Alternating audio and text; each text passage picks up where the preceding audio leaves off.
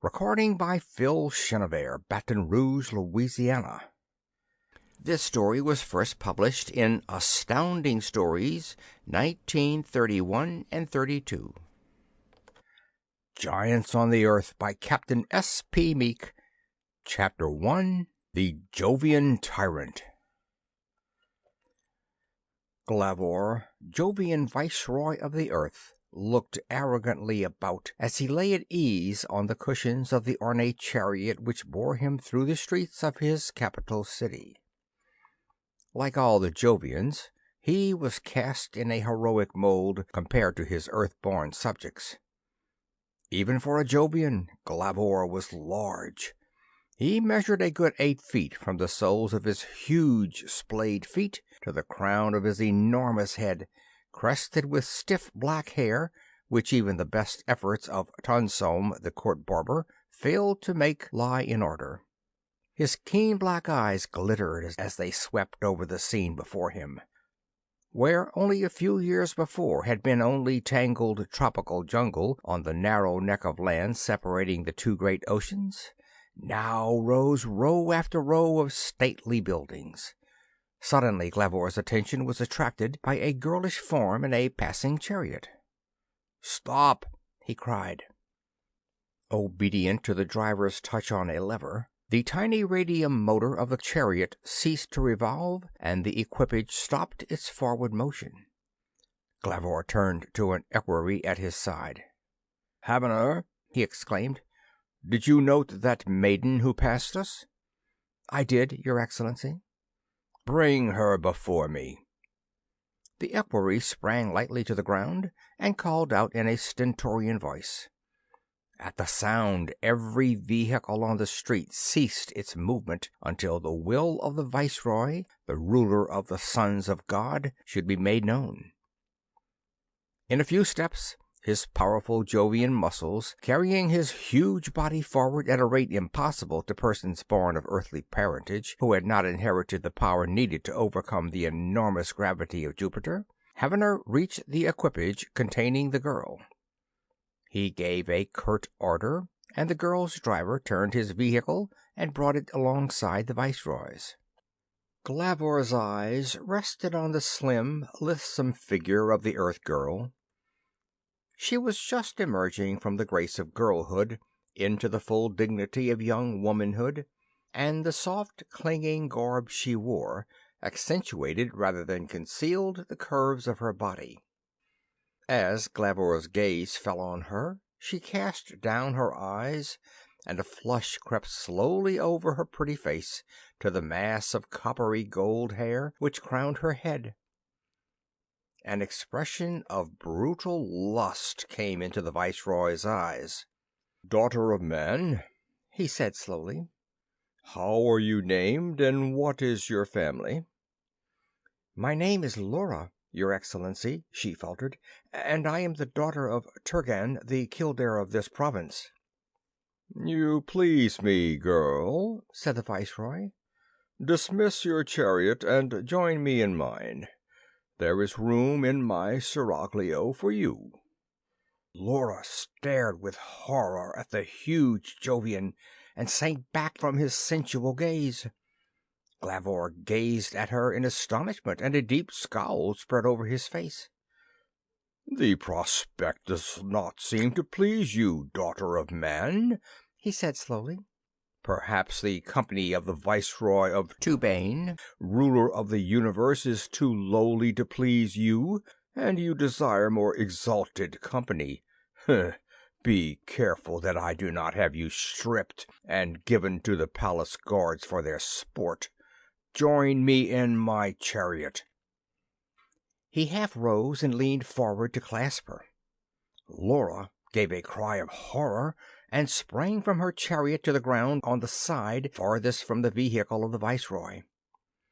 Glavor leaped to his feet with a roar of rage and lunged after her. Before he had left his chariot, the hand of his equerry fell restrainingly on his shoulder. The Viceroy turned a rage-maddened face toward his minion. "Seize that maiden, Havener!" he cried. "As I live, she shall be sacrificed at the next games." The equerry made no move to obey his superior's orders, and Glavor's face grew purple with rage. "Obey my orders, or you shall join her as a sacrifice," he roared. The equerry's face paled slightly and grew grim at the viceroy's words, but no trace of fear appeared on his heavy countenance. "Save your breath, Glavor," he said shortly, but in so quiet a voice that no one but the viceroy heard him. "You may be head of the sons of God on this planet, but your power does not extend to life and death over me, who am of the same blood that you are. I have the right to appeal to Turgan from such a sentence. Before you strive to haul that girl away to your already crowded Seraglio against her will, listen to me. Do you realize who she is?" The viceroy's face was a study. For a moment rage predominated, and he raised a mighty fist to strike Havener down, but the equerry looked him fearlessly in the eye. Slowly the hot rage faded, and a deathly ferocity took its place. "You try me for, Havener," he said in a quiet voice, yet with a hint of steel in his tones. "Yet your loyalty is above suspicion. Heard you not the girl say she is the daughter of the Kildare of this province?" "I heard, Your Excellency," replied the equerry, "but beyond that, she is someone else. She is the affianced bride of Damis, the son of Hortan, who was viceroy before you." "A Nephilim!" exclaimed the viceroy scornfully. "What matters that? Are the desires of a half-breed bastard to stand above the wishes of the ruler of the planet?" "It is true that the mother of Damis was a daughter of man," said the equerry quietly. "Yet Hortan married her in honor. Damis is a man of great influence, and it would be well to reflect before you rob him of his chosen bride. There is a wide discontent with our rule, which needs only a leader to flare up. Remember that we are few and Jupiter is far away." "Havener, you talk like a frightened woman," sneered the viceroy. "Let him join the ranks of the malcontents. For my part, I hope they revolt. They need to be taught a lesson. Stand aside while I seize the maiden." The equerry stood aside with a shrug of his shoulders, and the viceroy sprang to the ground. The girl had run as rapidly as her clinging robes would allow toward one of the beautiful buildings which lined the thoroughfare. She had almost reached the doorway when Glavor reached the ground and raced after her. His Jovian muscles carried his body forward at a pace which no terrestrial could equal. It was evident to the watchers that he would seize Laura before she could reach the sanctuary she sought. A mingled chorus of cries of rage and hisses came from the Earthmen who witnessed the scene. The Jovian guards strove to suppress the outcries until a word from Havener made them cease their efforts and close in around the viceregal chariot. The cries rose to a tumult, but as yet none of the Earthmen dared to raise a hand against the person of the representative of Turgan, the far-off Jovian whom they had been forced to acknowledge as God, and whom many of the ignorant believed was God. The viceroy rapidly overtook his victim, and his hand was outstretched to grasp her when there came an interruption. From the doorway which the girl had been striving to reach, a man burst forth and leaped between her and her pursuer. Glavor stopped and glowered at the new obstacle in the path of his sensuality. The newcomer stood 5 inches over 6 feet in his flat sandals, but it was only in his unusual height and his enormous strength that he showed the blood of his Jovian father. His feet were small and shapely, with a high arched instep, and his whole form was graceful and symmetrical. Crisply curling yellow hair surmounted a head which Praxiteles would have reveled in as a model for his youthful Hermes. As he faced the viceroy, his usual pleasant smile was gone, and his face was set in grim lines, his clear blue eyes as cold as the ice brought from the polar regions to cool the viceroy's drink. The two stood and stared at one another, the black eyes of the Jovian burning like fire in strange contrast to the cold glare of the blue ones. Then tension in the street grew taut.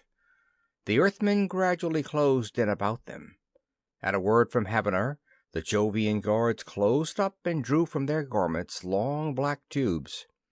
Presently Glavor broke the silence. "Make way, son of Hortan, for the Viceroy of God," he rumbled in his deep-toned voice. Damis made no reply, nor did he move a muscle. The rage deepened on the Viceroy's face, and he strode forward, his hand raised to strike down this puny assailant who had interposed his slight form between the massive limbs of the Jovian and the object of his desires. With a cry of rage, he brought down his huge hand, and then Damis moved. So swiftly that the eye could hardly follow his movements, he leaped to one side, and his own hand shot up. Fingers of steel circled the hairy wrist of the Viceroy and stopped his hand in midair. For a moment, Glavor was too astonished at the idea of physical resistance to move. Damis, with an almost contemptuous air, tossed aside the hand he held and made as if to turn his back. With an inarticulate roar of rage, the Jovian charged. Again Damis sprang to one side, and his hand moved. In a long arc his clenched fist shot up and caught Glavor on the chin and rocked the 400 pounds of bone and muscle that made up the Viceroy.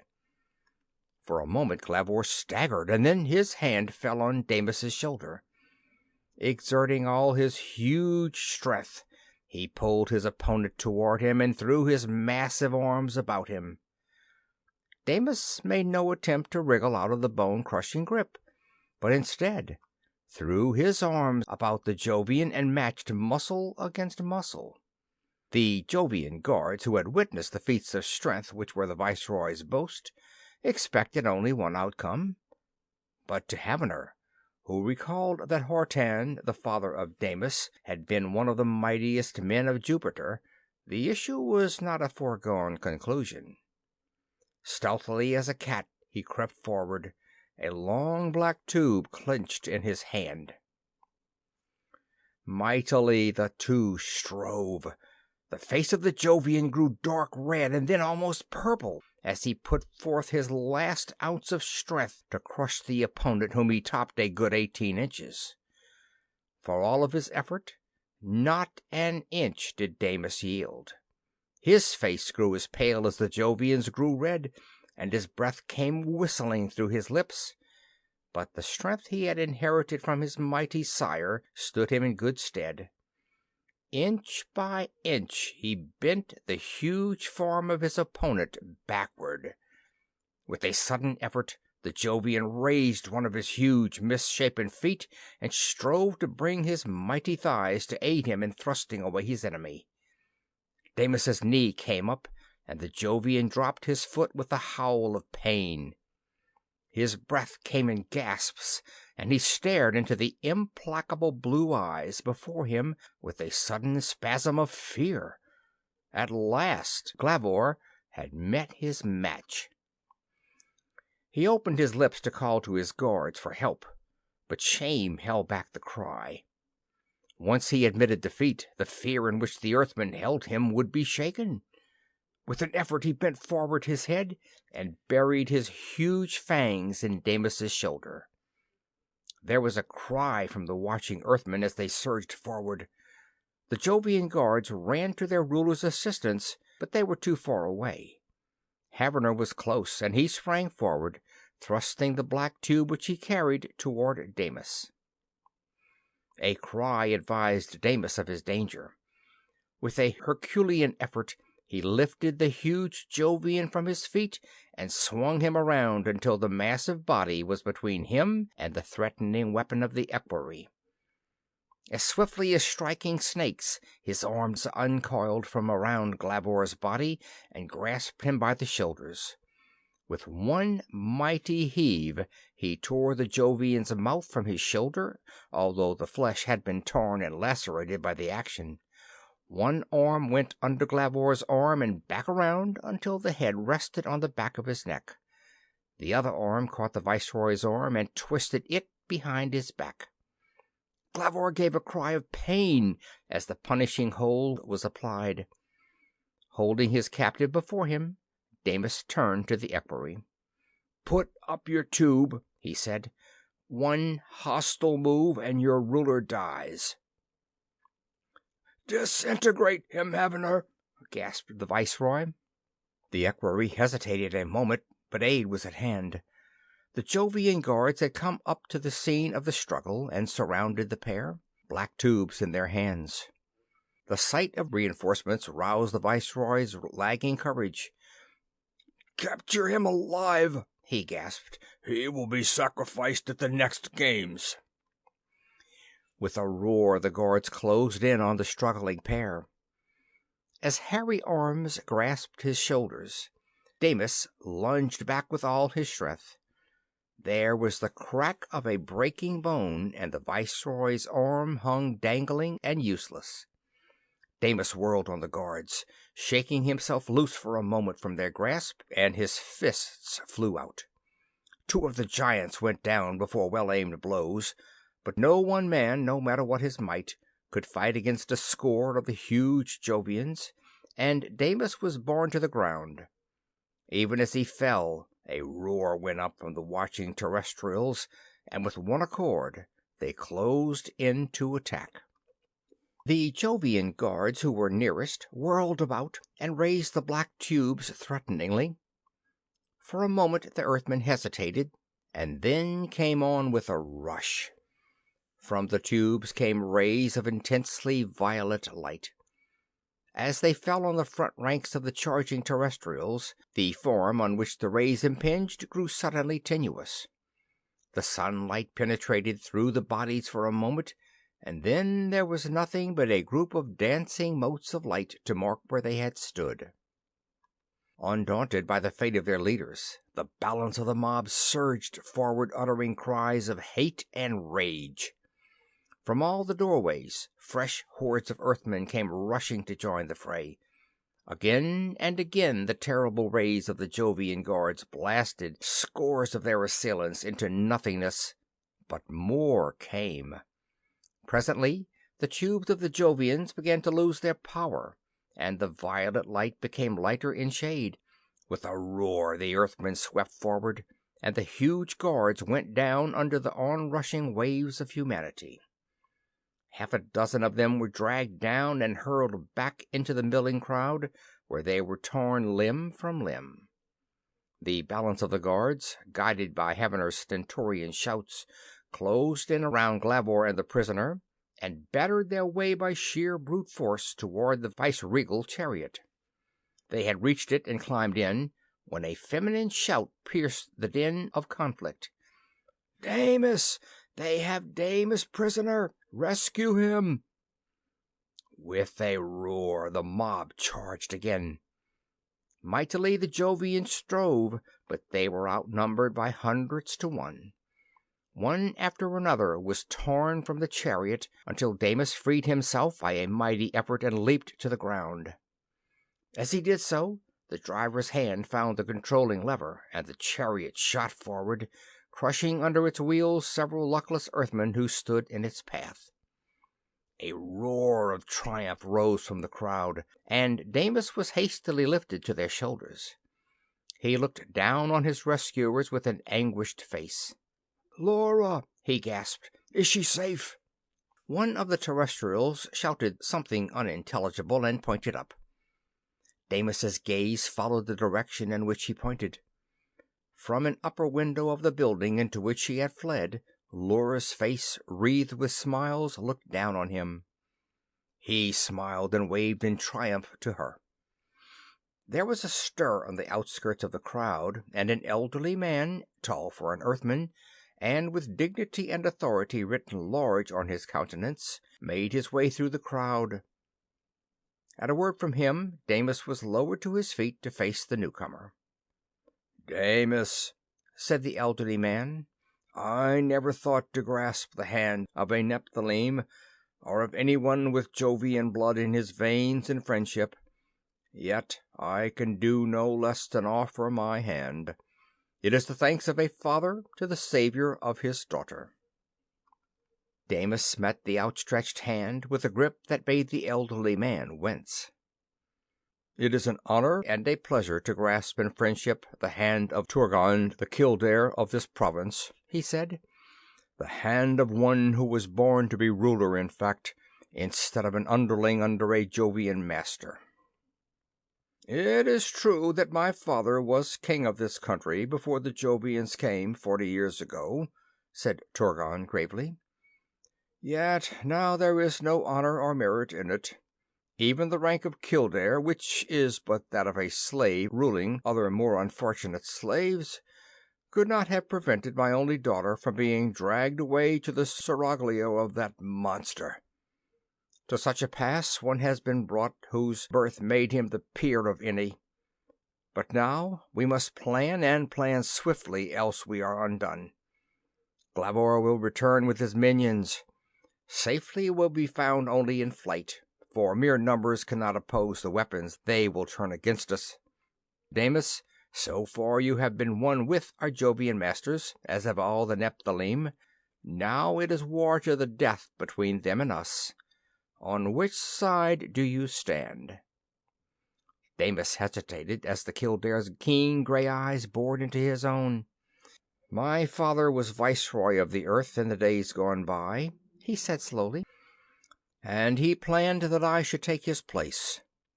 His dream was a peaceful union of the strength and science of Jupiter with the beauty and humanity of the earth. True to his dream, I have cleaved to his people and striven to bring it about, but I can now see the folly of his ambition. In stature and mental power he was a Jovian. In all else he was a terrestrial. Since his death I have seen you stripped bit by bit of what he left you, until now you are lower than the slaves on Jupiter, who can appeal to Tubain against a cruel master. Even I, a Nephilim, the son of a viceroy, am forced to revolt to save the maiden I love. Henceforth I give up my father's dream of peace and do what my heart tells me is right. It is war to the death between the sons of God and the sons of man, and I, who am descended from a son of God and a daughter of man, cleave to my mother's people." A shout of joy came from all who heard his ringing voice announce his new allegiance. Damis had ever a reputation as a humane man, and he was guilty of none of the brutalities which made the Jovians so detested, and which were bettered by those of the Nephilim who had the power. It was only the influence which Damis had wielded with the Earthmen which had prevented many an outbreak which would have been ruthlessly crushed by the Jovian overlords. To know that a son of a viceroy, reputed one of the most brilliant as well as one of the strongest of Jovian blood, was one with them, made them hope that they might make some headway against their oppressors and wring from them some small measure of liberty. Turgan's face was wreathed with smiles. "Again I offer you my hand, Damis," he said. "Before, it was as a father thanking you for the rescue of his daughter. Now it is a father welcoming the son he has always longed for, and whom he feared he would never have. My consent to your union with Lura, which was grudgingly given only to save her from the dishonor of being dragged a slave to Glavor's Seraglio, is withdrawn, and in its place I give you a happy father's joyous consent to the marriage." There were tears in the old Kildare's eyes as he grasped the hand of the young blonde giant. For a moment they stood with clasped hands, two strong men taking the measure of one another, and each found the other good. The Kildare dropped Damis's hand and turned to the crowd. "To your homes!" he cried sharply. "The sons of God will return with new weapons, and it is my wish that none be found to oppose them. All within sound of my voice who are members of the inner council will join me in the palace. Damis, come with me." Followed by Damis and a score of Earthmen, the Kildare led the way into a building. As they entered, Damis cast a swift glance around and looked questioningly at Turgan. "Laura?" he asked hesitantly. "Will join us in the council room," said Turgan with a smile. End of chapter 1.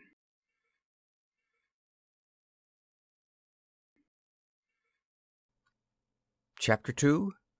Turgan's Plan. Content with the Kildare's answer, Damis followed him down a corridor and into a large room set around with benches.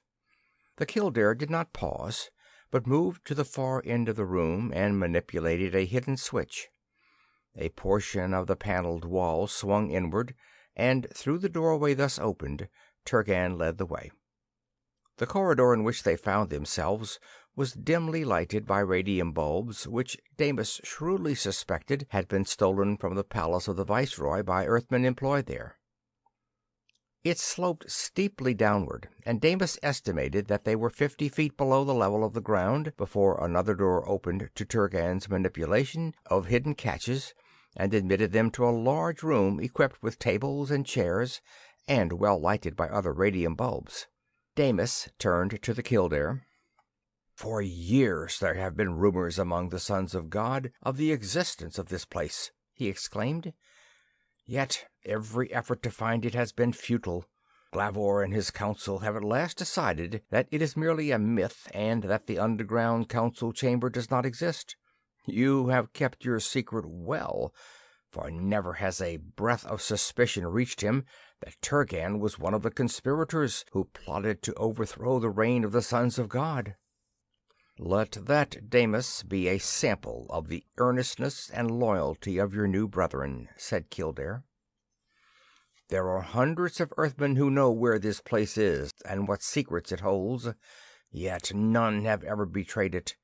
Scores have gone to torture and to the sacrifice of the games without unsealing their lips. Would a Jovian have done likewise?" "To give them due credit, I think they would have," replied Damis thoughtfully. "Yet their motive would not have been loyalty, but stubbornness, and a refusal to subordinate their will to another's. I thought you said that Laura would join us here." As Damis spoke, a door on the far side of the chamber opened, and a half-dozen women entered. Laura was among them, and with a cry of joy she ran lightly forward and threw herself into Damis's outstretched arms. Turgan smiled paternally at them for a moment, and then touched his daughter lightly on the shoulder. "I have freely and gladly given my blessing to your union with Damis," he said. "He is now one with us. His presence makes victory possible and enables us to act at once instead of planning for years. Damis, you can operate a space flyer, can you not?" "Certainly. That is knowledge which all Nephilim possess." A suppressed cheer greeted his words, and the Earthmen crowded around him, vibrant with excitement. "The time is at hand," cried a stern-faced man in the crimson robe which marked him a Kildare, an under-officer of the Earthmen. "Before I can operate a space flyer, I will have to have one to operate," objected Damis. "That will be supplied," cried a dozen voices. Turgan's voice rose above the hubbub of sound. "Let us proceed in orderly fashion," he cried. The noise died down to silence, and at a gesture from their ruler the Earthmen took seats. Turgan stood beside Damis. "For the enlightenment of our newfound brother, I will recite what has happened and what we have done, although most of you know it, and many of you have done your part in bringing it about. 40 years ago the earth was prosperous, peopled with free men and happy. While we knew little of science and lived in mere huts, yet we worshipped beauty and Him who ruled all and loved His children. It was to such a world that the Jovians came. When the first space flyer with a load of these inhuman monsters arrived on the earth, we foolishly took them for the angels whom we had been taught to believe spent eternity in glorifying Him. We welcomed them with our best, and humbly obeyed when they spoke. This illusion was fostered by the name the Jovians gave themselves, the Sons of God. Hartan, their leader and the father of our new brother, was a just and kindly man, and he ruled the earth wisely and well. We learned from them, and they learned from us. That was the golden age. And the sons of God saw that the daughters of man were fair, and took them for their wives, such as they chose. And sons were born to them, the Nephilim, the mighty men of the earth. In time other flyers came from the heavens above, and brought more sons of the god to rule over us. Then Hartan the viceroy died. And Damis, know you how he died? You were a babe at the time, and you know nothing. Your father and your mother, who was my distant kinswoman, died under the knives of assassins. It was given out that they had gone to Jupiter, yet there were some who knew the truth. You the killers sought, but one of the earthmen whose heart bled for your dead mother spirited you away. When you had grown to boyhood, he announced your name and lineage, although his life paid for his indiscretion. The same hand which struck down your father and your mother struck at him, and struck not unavailingly. You, since all knew your name and lineage, he dared not strike, lest those who love him not would appeal to Turgan. Know you the name of the monster, the traitor to his ruler and the murderer of your parents? Damis's face had paled during the recital, and when the old Kildare turned to him, he silently shook his head. It was the monster who now rules over us as viceroy, and who profanes the name of God by conferring it on his master, and who would, if he dared, assume the name for himself. It was Glavor, viceroy of the earth. The blood surged back into Damis's face, and he raised a hand in a dramatic gesture. Now I vow that I will never rest until he lies low in death, and this be the hand that brings him there. A murmur of applause greeted Damis's announcement, and Turgan went on with his tale. With the kind and just Hartan dead, Glavor assumed the throne of power, for none dared oppose him. Once secure, he gave way to every brutal lust and vice. Your mother was Hartan's only wife, and he honored her as such, and meant that the Nephilim should in time rule the earth. But Glavor had no such ideas. To him, the daughters of man were playthings to satisfy his brutal lusts. By dozens and by scores he swept the fairest of them into his Seraglio, heeding not the bonds of matrimony nor the wishes of his victims. Only the fact that my daughter has been kept from his sight until today has spared her. The Earthmen, who had been content to live under Hartan's rule, rebelled against Glavor, but the rebellion was crushed in blood. Time and again they rose, but each time the mighty weapons of the Jovians stamped out resistance. At last we realized that craft and not force must win the battle. This chamber had been built when Hartan erected his new capital, and none of the Jovians knew of its location. So it was chosen as our meeting place. Today, Damis, I have 20,000 men sworn to do my bidding and to rise when I give the word. Many thousands more will rise when they see others in arms, and know that again the sons of man stand in arms against the sons of God. There are less than 1,000 Jovians, and perhaps twice that number of Nephilim on the earth.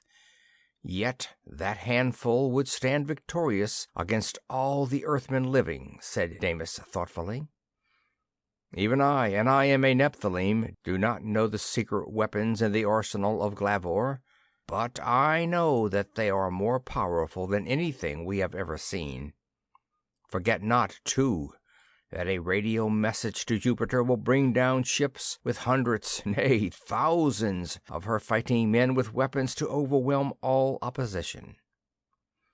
"Such was the case, but it is so no longer, since we number you among us," replied the Kildare. "Earthmen are employed in the communications net which the Jovians have thrown around the earth, and it is but a step from those machines to the huge one with which they talk to their mother planet. My spies have been busy for years, and our plans are all laid. There is one planet which all the forces of Jupiter have never been able to conquer, from which their ships have ever retreated in defeat." "Mars!" exclaimed Damis. "Exactly," replied Turgan. "The Martians are a peaceful and justice-loving people, yet they know that peace is given only to those who are ready and able to fight for it. Ages ago they perfected weapons before which the Jovians fly if they are not destroyed. I have communicated with the Grand Mognak of Mars and laid our plight before him. He has pledged his aid and has promised us enough of his weapons to not only destroy the Jovians and the Nephilim on the earth, but also to prevent other Jovian ships from ever landing. The only problem has been how to get them here. The Martians, not desiring conquest and content with their own planet, have never perfected space flyers. They have promised us the weapons, but we must go to Mars and bring them here. Enough can be transported on one of the Jovian ships." "How will we get a ship?" asked Damis. "That also has been solved. There are 2 Jovian ships kept on the earth, ready for instant flight to Jupiter. They are loosely guarded, for the sons of God believe that we have no idea of how to operate them. We can capture one of them whenever we desire, but so far such action would have been useless. Little by little we have gathered bits of information about the flyers, but we had expected to wait for years before our venture would have a chance of success. We dared not try prematurely, for one attempt will be all that we'll ever get. Now we are ready to strike. You can fly the ship to Mars and back, and with the Martian weapons we can sweep the Jovians from the earth." Damis's eyes lighted as Turgan spoke. "Your plans are good," he cried, "and I will fly the ship for you. In return I ask but one thing. Let mine be the hand which strikes Glavor down." "If it can be so done, yours shall be the hand, O Nephilim," cried the Kildare, who had first spoken of the ship. Turgan bowed his head, and a murmur of assent came from the assembled council. "And now for action!" cried Turgan. "There is no need to talk longer. Years ago our plans were perfected for the capture of the spaceship, and each knows the part assigned to him. Tonez, the Kildare, will rule during my absence, for I will command the ship under Damis. 12 of our men, who know all that we have been able to learn, will make up the crew. None of them will take part in the capture of the ship, for many lives may be lost in that venture, and we will need the instructed men to operate the ship after we capture it. Damis, have you any addition to make to our plans?" "Only one, Turgan. Glavor will ransack the earth rather than be cheated of one he has marked for his prey. Laura will be safe nowhere on earth. Her capture by the sons of God will discourage the timid, who will say that if Turgan cannot protect his own daughter, how can he free the earth? She must go with us." "Your point is well taken, Damis," replied the Kildare. "She shall go. Now to action. Monail, are your men ready?" "They will assemble at my signal, O Kildare." "Give the signal, for nothing will be gained by delay. We will follow behind while you capture the ship." Monail bowed before the Kildare and hastened from the council room. In a few words, Turgan gave to Tones the final orders for the conduct of the conspiracy during his absence. Followed by Laura, Damis, and 3 of the council, he made his way to a hidden doorway. Along an underground passage they made their way for a quarter of a mile. A group of figures was seen dimly ahead of them, and 9 men joined the party. Turgan identified them to Damis as the balance of the crew. "Has Monail passed this way?" he asked. "He passed with his band a few moments ago, O Kildare," replied one of the men. "See, there is the light which summons us to follow." He pointed to a tiny light which had suddenly flashed into brilliance. Turgan nodded and led the way forward. At another doorway which opened to Turgan's touch on a hidden lever, the party paused. An instant later there came from a few hundred yards ahead of them a hoarse cry of alarm, followed by the roar of a huge whistle. "The battle has joined!" cried Turgan. The others crouched, tense and motionless. From ahead came the sound of battle. Violet light showed in short, intense flashes. It was evident that the Jovian guard of the spaceship was fighting valiantly to protect it. Shaking aside Turgan's restraining hand, Damis crept slowly forward. 200 yards from the spot where he left Turgan, he came to a bend in the passage. The sound of battle came from just ahead. He crept forward and peered around the corner. The passage emerged from the ground and gave way to a huge open space which he recognized as part of the grounds of the viceregal palace. Standing on a launching platform was a Jovian spaceship around which a battle raged. 5 of the huge Jovians were battling furiously with a score of Earthmen. 3 dead Jovians and a dozen crushed forms of terrestrials testified to the bitterness of the fight. The terrible black tubes of the Jovians were exhausted, and the battle was now being waged hand to hand, Jovian axe against earthly sword. The terrestrials were being gradually pressed back. A shout from the distance, and Damis could see a dozen Jovian guards hastening toward the scene of the fight, brandishing in their hands the terrible black tubes.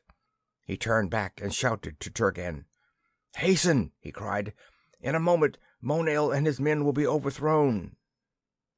With a shout, the crouching group of terrestrials rushed toward him, but Damis did not wait. The oncoming Jovians were several hundred yards away when he threw himself into the fray. At his appearance, a cry of dismay went up from the Earthmen, which was changed to one of mingled wonder and triumph as Damis seized the nearest Jovian and bore the fellow down despite his struggles. It was a matter of seconds for him to break the bull neck of the huge guard, and he turned to grasp another. The 4 remaining Jovians backed away, but Damis was not to be denied. He rushed in and grasped another about the waist, avoiding the swing of the 40-pound axe, and dragged him back. The swords of the terrestrials pierced the struggling guard from the rear, and Damis rushed toward the 3 survivors. Heartened by his aid, the remnants of Monail's band charged with him. 2 of the Jovians fell before the swords of the Earthmen, and the 3rd went down before a blow of Damis's fist. As he turned back to the ship, Turgan, followed by the crew of the ship, dashed up. "Into the ship!" cried Damis. A glance showed him that the Jovian guards were less than 200 yards away and were coming on in huge leaps. The door of the spaceship was open, and the band of terrestrials clambered in. "Quick, Damis!" came Laura's voice. The Nephilim turned to enter, but his gaze fell on the 6 survivors of Monail's band. "In with you!" he cried sharply. The terrestrials hesitated, but Damis grasped the nearest of them by the belt and threw him bodily into the ship. The others hesitated no longer, but clambered in. The Jovians were less than 50 yards away, and already deep violet flashes began to come from the tubes they carried. Damis stooped and grasped one of the dead Jovians. With an effort possible to only 2 men on Earth, himself and Glavor, he raised the body above his head and hurled it straight at the oncoming Jovians. His aim was true, and 3 of them were swept from their feet. With a mighty bound, Damis sprang through the door of the spaceship, and the airlock clanged shut behind him. The crew of the ship were already in place, awaiting orders. There was no time for instruction, and Damis leaped to the control board. He pulled a lever far down, and in an instant the entire crew was flat on the floor, as though an enormous weight had pressed them down. With a superhuman effort, Damis raised himself enough to cut off the power. The ship shot on through the rapidly thinning air, its sides glowing a dull red. The heat inside the ship was almost intolerable. As the pressure of the enormous acceleration ceased, the bruised terrestrials struggled to their feet. Damis turned to another lever, and a breath of icy air swept through the ship. "This will help for an instant," he gasped, "and the cold of space will soon cool us down. I had to give the ship a tremendous start, or the tubes of the sons of God would have reduced us to elemental atoms. Keep away from the walls, and don't exert yourselves. I can handle the ship alone for the present." For half an hour the ship charged on through space. Damis presently pulled the control lever down and placed the ship under power. The walls changed from dull red to black, and the temperature of the ship grew noticeably lower. Damis made his way to one of the walls and tested it with a moistened finger. "It's cool enough to touch," he announced. Fortunately, the insulating vacuum between the inner and the outer skins was at its maximum. Otherwise, we would have been roasted alive. The external wall was almost at the fusing point. We can move around now. He posted lookouts at the observing instruments with which the ship was equipped, and instructed them in their duties and the manipulation of the instruments. He placed one man at the control lever of the stern rocket motors. As he turned away from the control board, he saw Laura standing quietly in a corner. He opened his arms, and she ran to them with a cry of joy. "Oh, Damis, I was so afraid for you," she gasped. "And I wanted to hug you when you jumped in and Father closed the door behind you, but I knew that you had to take care of the ship. Were you hurt at all?" "Not a bit, darling," he assured her. "But it was touch and go for a moment. I didn't know whether the guards would dare to disintegrate the ship without orders from Glavor. In any event, the blasts of the stern motors must have hurled them half a mile. No strength could stand the blast of gas to which they were subjected. Are you all right?" "Perfectly," she replied. "I never was in any danger. I was the first one in the ship, and the only chance I had to be hurt was to have you overcome and the ship recaptured. In that case, I had this." She displayed a small dagger which she drew from the bosom of her robe. Damis shuddered and took the weapon from her. "Poisoned!" he exclaimed as he glanced at its tip. "You had better let me take care of it. You might fall and prick yourself with it." She surrendered the weapon to him with a smile, and Damis placed it in a cabinet built against the wall of the flyer. "Now go in and lie down," he told her. "I've got to start plotting a course to Mars and teaching my crew how to operate the ship." "Can't I learn too?" she objected. "If anything should happen, it might be quite a useful bit of knowledge. Besides, I already understand celestial geography quite well, and I may be able to help in the navigation." Damis looked at her in surprise. "You a celestial geographer?" he asked in astonishment. "Where did you learn it?" "From my father. He was a famous heaven master before the Jovians came, and he taught me." "That's excellent!" cried Damis. "I didn't realize we had so much knowledge at our command. Turgan, will you take charge of the navigation after I plot a course? Laura can assist you. Now, the rest of you attend to my words, and I'll teach you how to operate the rocket motors." The Jovian ship was built along very simple lines.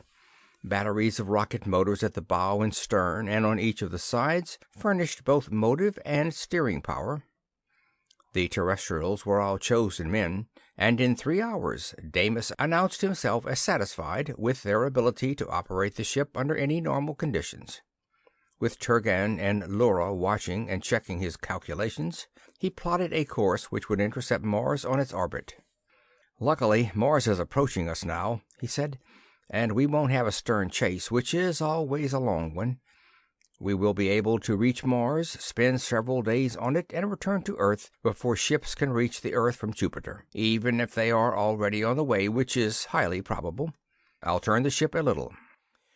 Under his direction, the crew turned the ship in its course until it was headed for the point in space where Damis planned to intercept the red planet. With the course set to his satisfaction, he gave orders for the stern motors to be operated at such a power as to give the highest acceleration consistent with comfort for the crew. There were no windows in the ship, but 2 observers seated at instruments kept the entire heavens under constant observation. Damis motioned one of them to stand aside and told Laura to take his place. She sat down before a box in which were set 2 lenses, eye distance apart.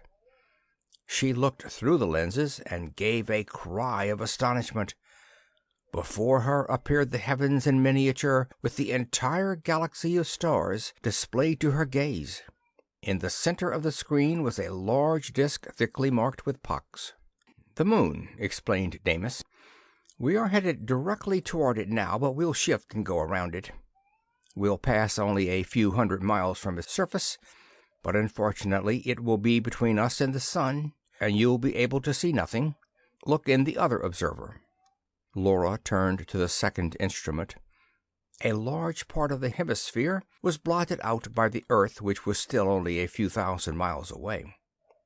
The sun showed to one side of the Earth, but a movable disk was arranged in the instrument by means of which it could be shut off from the gaze of the observer.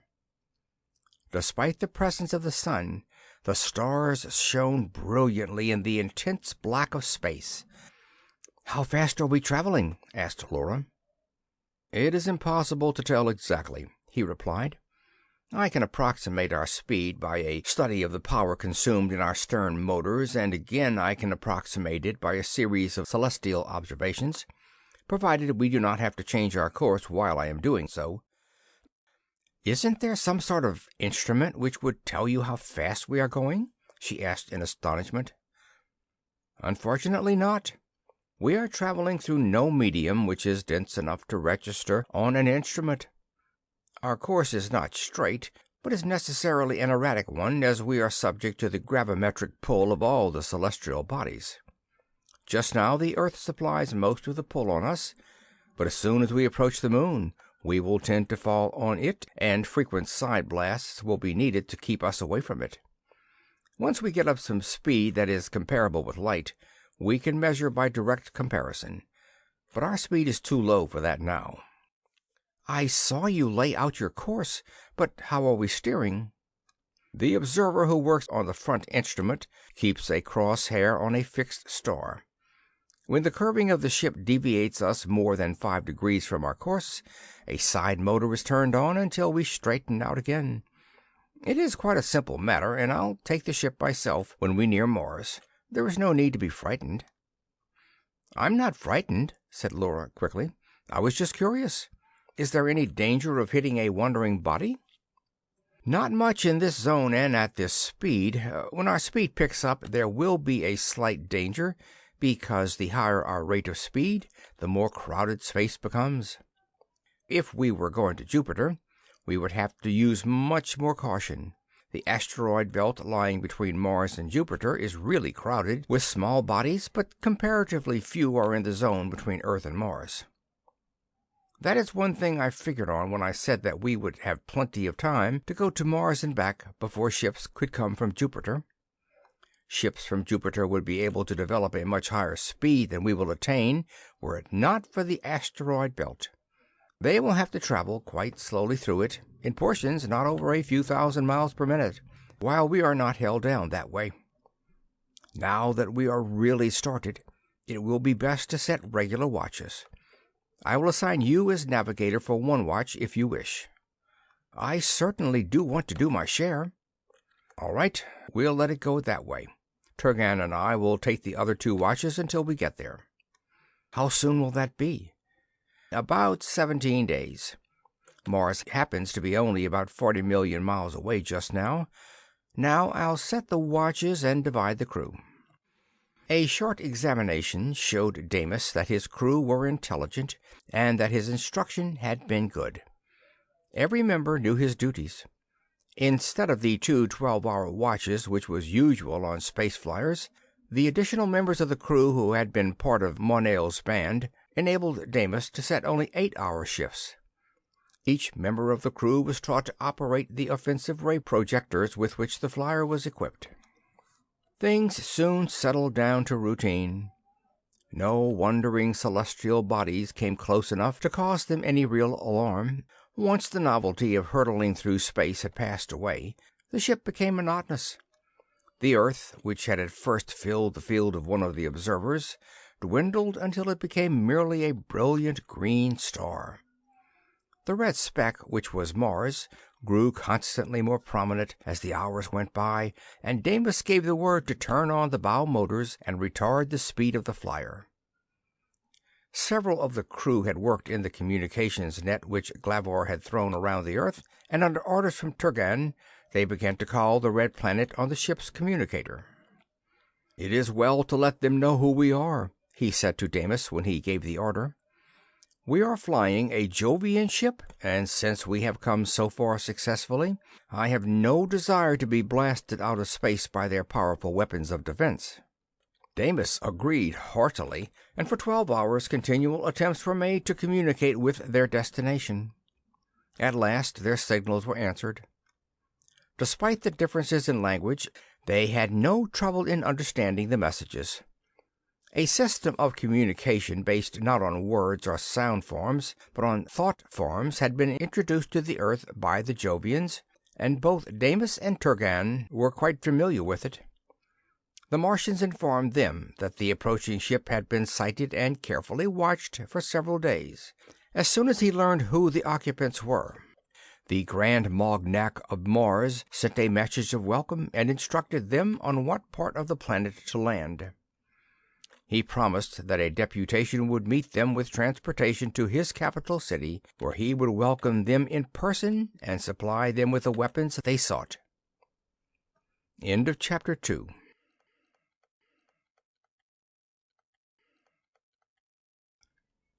Chapter 3. The Doom on Mars. 2 days later, Damis dropped the ship gently to the ground in a wide and deep depression which had been designated as their landing place. The Grand Mognak had assured them that the depression held enough atmosphere to enable them to breathe with comfort. There was no one in sight when they landed, and after a short consultation, Damis and Turgan entered the airlock. In a few moments they stood on the surface of Mars. They had landed in a desert without even a trace of the most rudimentary vegetation. Barren, slate-colored mountains shut off their view at a distance of a few miles. When they strove to move, they found that the conditions which had confronted the Jovians in their first landing on the Earth were duplicated. The lesser gravity of the smaller planet made their strength too great for easy control, and the slightest effort sent them yards into the air. This condition had been anticipated, and at a word from Damis, lead weights made to clamp on the soles of their sandals were passed out from the spaceship. Although this enabled them to keep their footing when moving over the dry surface of Mars, the slightest exertion in the thin air caused them acute distress. "We had better save our strength until the messengers of the Grand Mognak arrive," said Damis at length. "We may have quite a trip before us." Turgan agreed, and they sat down by the side of the ship, where its shadow would shield them from the fierce solar rays which beat down on them. The sun looked curiously small, yet its rays penetrated the thin air with a heat and fierceness strange to them. Laura and a half-dozen of the crew were passed through the airlock and joined them. "I am surprised that the Martians have not arrived," said Damis presently. "I am interested to see what their appearance is." Hardly had he spoken Then the air before them seemed to thicken in a curious fashion. Laura gave a cry of alarm and pressed close to Damis. The sun's rays penetrated with difficulty through a patch of air directly before them. Gradually the mistiness began to assume a nebulous, uncertain outline and separated itself into 4 distinct patches. The thickening air took on a silvery metallic gleam, and 4 metallic cylinders made their appearance. 2 of them were about 8 feet in height and 3 feet in diameter. The other 2 were fully 30 feet in length and about the same diameter. On the top of each one was a projecting cap shaped like a mushroom, and from it long tenuous streamers of metal ran the full length of each cylinder. From the ether came a thought wave which registered on the brains of all the terrestrials. "The Grand Mognak of Mars sends his greeting and a welcome to the visitors from Earth," the message ran. "Before his envoys make their appearance before you, we wish to warn you to be prepared for a severe shock, for their physical appearance is not that of the life with which you are familiar. I would suggest that you turn your heads while we emerge from our transporters." Obediently, the Earthmen turned their gaze toward their ship until another thought wave ordered them to turn. Laura gave a cry of horror, and Damis instinctively raised one of the Jovian ray tubes. Before them were huge figures which seemed to have stepped out of a nightmare, so grotesque were their forms. The Martians had long, slug-like bodies 25 feet in length, from which projected a multiplicity of short legs. The legs on the rear portions of the bodies terminated in sucker-like discs on which they stood on the surface of the planet. The upper part of the body was raised from the ground, and the legs terminated in forked appendages like hands. Stiff, coarse hair, brown in color, protruded from between brilliant green scales edged with crimson. The heads were huge and misshapen, and consisted mostly of eyes, with a multitude of facets, and huge jaws which worked incessantly, as though the slugs were continually chewing on something. Nothing that the earth could show resembled those monstrosities, although it flashed across Damis's mind that a hugely enlarged caricature of an intelligent caterpillar would bear some resemblance to the Martians. Another thought wave impinged on the consciousness of the terrestrials. "Mars is much older than your planet, and evolution has gone much further here than it has on Earth. At one time there were forms of life similar to yours which ruled this planet, but as air and water became scarce, these forms gave way to others which were better suited to conditions as they existed. I would be pleased to explain further, but the Grand Mognak anxiously awaits his guests. His orders are that 2 of you shall visit him in his city. The 2 whom he desires to come are Turgan, the leader of the expedition, and Damis, the Nephilim. Fear nothing, you are among friends." Damis hesitated and cast a glance at Laura. "By all means, Damis, do as the Grand Mognak bids you," she exclaimed. "I will stay here with the ship until you return. I am not at all frightened, for the whole crew will be here with me." Damis kissed her, and after a word with Turgan, he announced their readiness to proceed. He inquired the direction in which they should travel, but another thought wave interrupted him. "We have brought transportation for you," it said. "Each of you will enter one of the smaller transporters which were especially prepared for your use. When you enter them, seal them tightly and place your feet in the stirrups you will find in them. Grasp the handles which will be before you firmly in your hands. In an instant you will be dissolved into elemental atoms and carried on a beam of force to the receiving focus, where you will again be materialized. There is no danger and no pain. It is our usual means of transportation." With a final word of farewell to Laura and the crew, Turgan and Damis unfastened and entered the 2 smaller cylinders. Before the astonished eyes of the terrestrials, the cylinders grew thin and vanished like a puff of smoke dissipating in a wind. Laura turned to Castner, whom Turgan had left in command. "What were my father's orders?" she asked. "Merely that we wait here until his return," he replied. "Since we are among friends, there is no need to keep the ray projectors manned, and I am anxious to let all of the crew have the experience of setting foot on a new planet." "I am a little tired," said Laura. "I will return to the ship and rest while you let the crew try their footing on Mars." She entered the airlock, and in a few moments was again inside the ship. At a word from Castner, the balance of the crew passed through the lock and began to amuse themselves by trying to keep their footing on the surface of Mars. Damis and Turgan, having entered the transporters, slipped their feet in place as the Martians had directed. They grasped firmly the handles which projected from the inside of the cylinders. There was a momentary sensation of slight nausea, and then a thought wave reached them. "You have arrived. Unfasten your cylinders and emerge." They stepped out of the transporters and rubbed their eyes in astonishment. 2 of the huge slugs had been amazing, but the effect of 100 grouped about them was more than the mind could for a moment grasp. They were in a huge room, composed apparently of the same silvery material of which the transporters were made.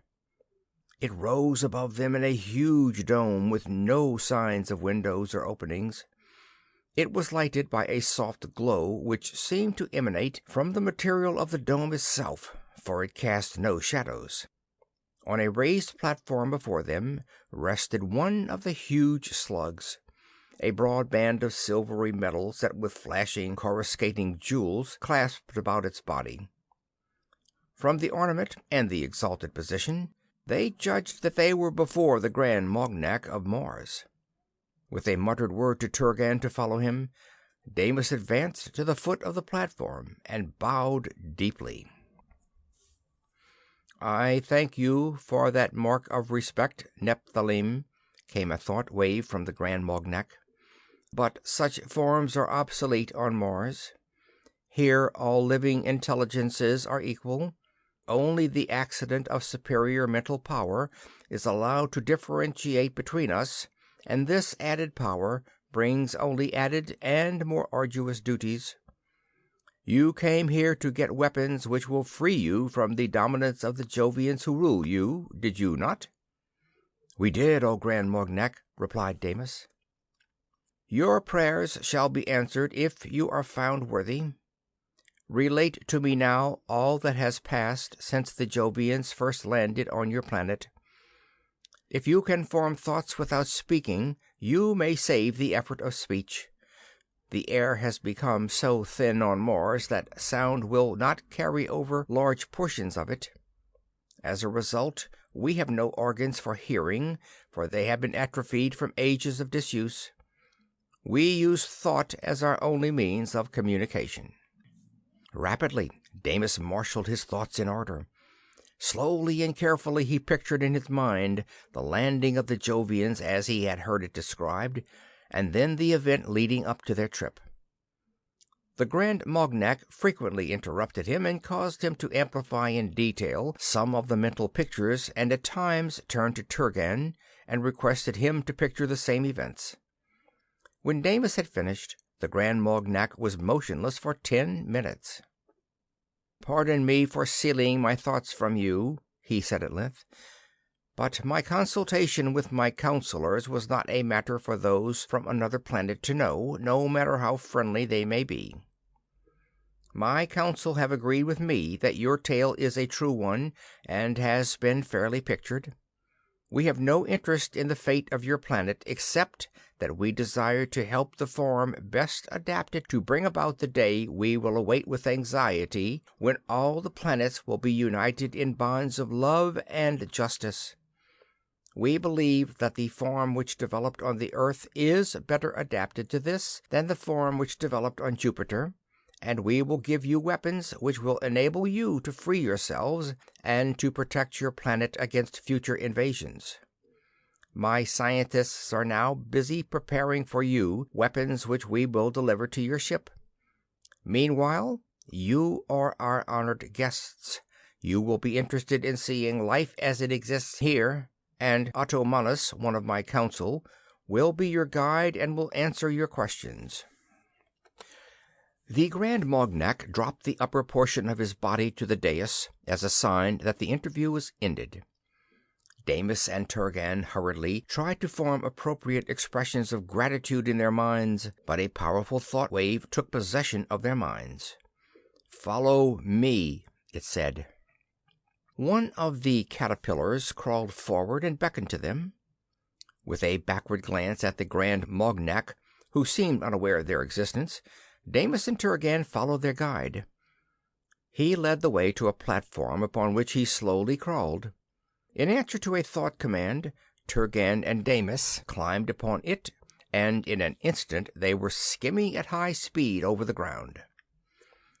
The platform came to a stop near the outer edge of the huge dome. They followed their guide from the platform to a box-like contrivance built against the dome. It had lenses similar in appearance to the observers on the Jovian spaceship, but built on a larger scale. Ottomanus removed the lenses from the instrument and substituted two smaller pairs, through which he motioned Turgan and Damis to look. Before them lay a huge plain, across which ran a belt of green foliage. The vegetation forms were like nothing the earth could show.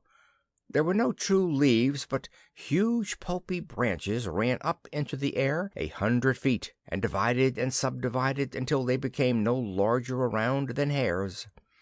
At places on the plant were huge crimson, mauve, and blue flowers 10 feet across. As they watched, a monstrous form flitted into view. It was that of a butterfly, but such a butterfly as they had never imagined. The spread of the huge wings was fully 100 feet across, and its swollen body was larger by far than the huge slug which stood beside them. The butterfly waved its 30-foot tentacles and approached one of the blue flowers. A long curled sucker, 50 feet in length, unrolled and was plunged down into the heart of the trumpet-shaped flower. Gradually, the blue color faded to mauve and then to a brilliant crimson.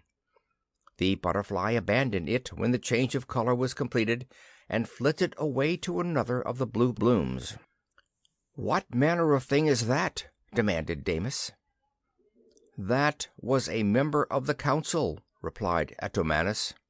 "She was chosen to be one of those to perpetuate our race. Evolution has gone farther with us than on your planet, but it will show you what in time you may expect.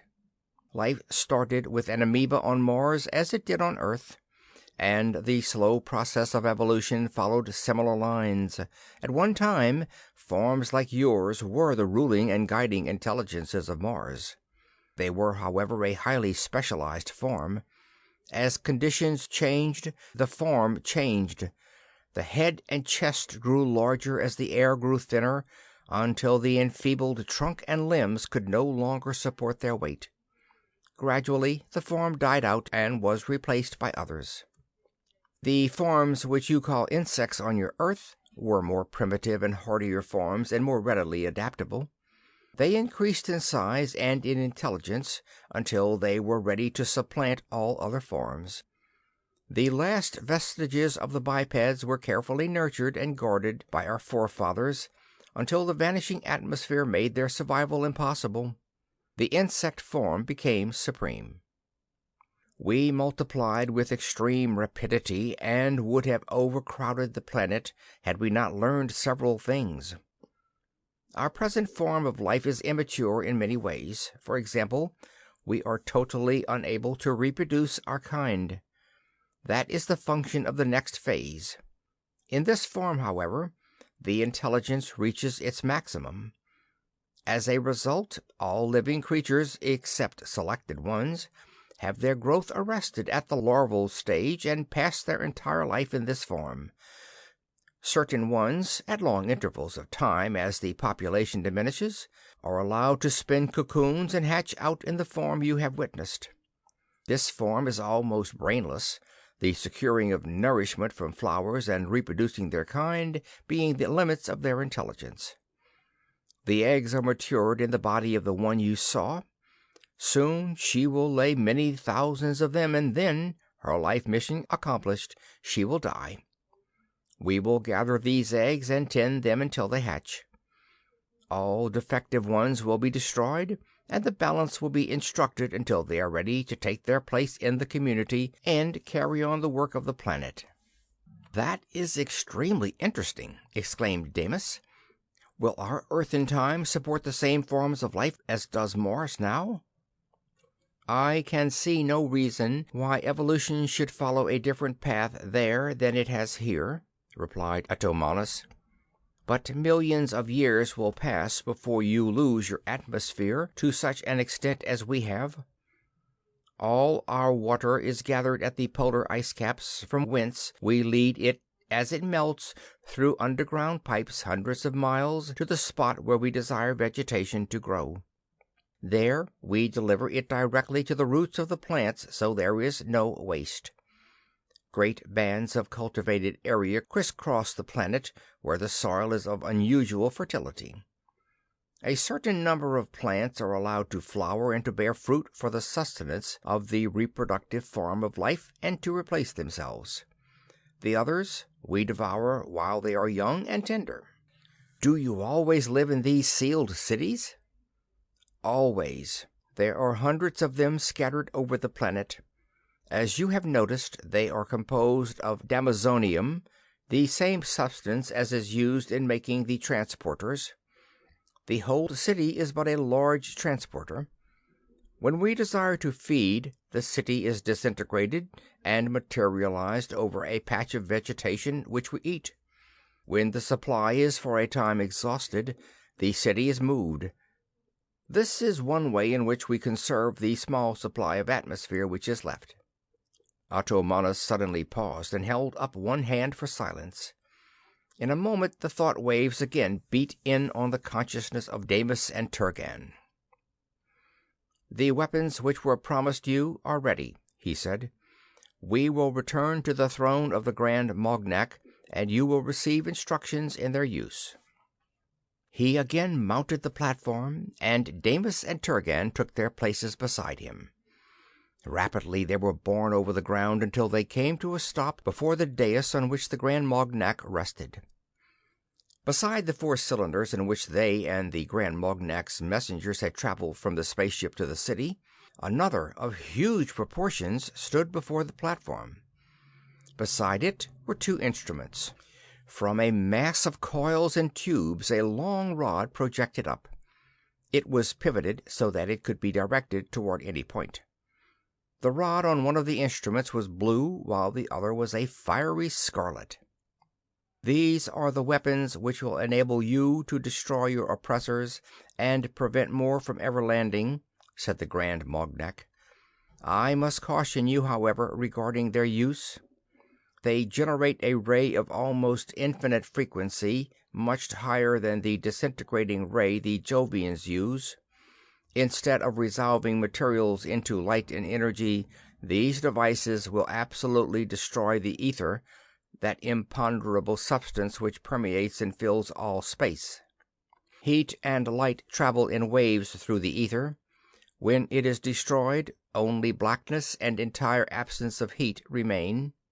Nothing can bear the cold of interstellar space, and yet it is warm compared to the absolute cold which the absence of ether produces. When you direct one of these rays toward a Jovian ship, the ether in the ship is destroyed. No insulation against the cold of space will interfere, for the ether penetrates and permeates all substance. The cold of absolute nothingness will destroy all life in the twinkling of an eye, and the ship will be reduced to a puff of powder. At such a temperature, even stellanium has less strength than the most brittle substance. There are 2 of these devices set to different powers. The one with the blue rod is for use against spaceships, either before or after they enter the atmosphere envelope. Beware of using it except when it points in a direction almost normal to the surface of your planet. These devices tap and use the enormous force of gravity itself, and when they are locked to your planet, they are anchored to the center of gravity of the planet. Unless it were normal to the planet's surface, its reactive force is so great that it would disrupt the balance which holds the planet in place were the beam set off on a tangential line. The other, whose projecting rod is painted red, can be used at any angle, as its force is only a minute fraction of that of the other. It also must be locked to the center of gravity of the Earth before it is used by means of the switch on the front. This instrument will give you power to annihilate your oppressors on Earth, for, while it has not the terrible force of the other, it will penetrate any protective screen which the science of Jupiter can erect. Use it only against the Jovians, and when you have finished with it, destroy it, that it may not fall into the hands of those who would misuse it. The other may be left intact to repel other Jovian attacks, but I think you need fear none. Once they learn you have it, they will be content with their conquests of Venus and Mercury, and give you a wide berth. The Jovians have had a taste of it already, and they leave Mars alone. Each instrument is set in action by closing the switch on top after closing the gravity anchor switch. To stop them, open the top switch. Under the direction of the Grand Mognak, the Martians placed the terrible weapons in the transporter prepared for them. Turgan and Damis strove to thank the Grand Mognak for his gift, but he interrupted them promptly. "No thanks are due us," he said. "We have done that which we believe is the best for the orderly development of this galaxy of planets, and there is no reason why we should be thanked. Now, enter the transporters, and you will be returned to your spaceship. Destroy your oppressors, and work for the day when Mars and Earth will march in peace toward the final goal of all life." Accompanied by 2 Martian envoys, Damis and Turgan entered the cylinders and fastened them closely. They set their feet in place and grasped the handles before them. Again came the feeling of nausea, and then a thought ordered them to emerge from the transporters. They emerged almost at the same instant. Before them lay the spaceship with its airlock wide open. Not a living soul was in sight. Damis leaped toward the ship, but his foot struck an obstruction which sent him sprawling. He glanced down, and a hoarse cry of alarm broke from his lips. He had stumbled over the body of Kastner. The body had been horribly mutilated by some heavy instrument, one arm hanging to the torso by a mere shred of flesh. Scattered around on the ground lay other mutilated bodies. With a shout of anguish, Turgan sped toward the open spaceship. Damis, with a pale face, hastily examined the dead bodies. 18 of the terrestrials lay stiff in death, while the bodies of 2 huge Jovians, in the uniform of Glavor's personal guard, told the cause of their death. Damis, struck by a sudden apprehension, ran from one body to the next, and in a little while he straightened up with a momentary breath of relief. Laura's body was not among them. He turned to the spaceship in time to see Turgan appear in the door of the airlock, his face distorted by grief and his tall body swaying. Damis hurriedly ran to him. "Is Laura dead?" He brought out the last word with an effort. Turgan's face worked for a moment before he could reply. Through the thin air of Mars came his choking voice. "Worse," he muttered. "She is gone." End of chapter 3.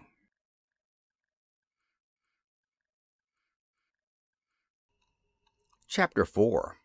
Damis' Decision. Damis stared at Turgan for a moment, as though unable to comprehend the old man's words. "Gone?" he repeated stupidly. "She has slain herself?" "No," replied the Kildare, his face still working in grief. "She is gone from us. She has been captured by Glavor's minions." "Her dagger?" asked Damis hesitatingly.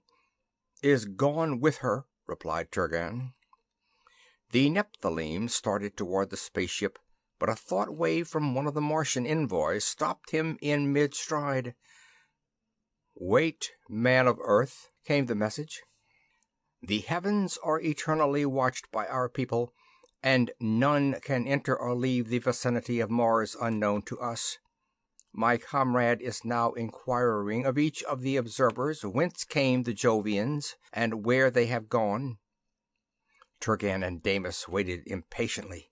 Presently the second Martian sent a thought wave to their minds. "The Jovian ship approached Mars using Phobos, one of our moons, as a screen to its movements. It was close to the planet before it was seen. When challenged, the ship sent a message saying that it was captained by Tones, an Akildare of Earth, and an enemy of the Jovians.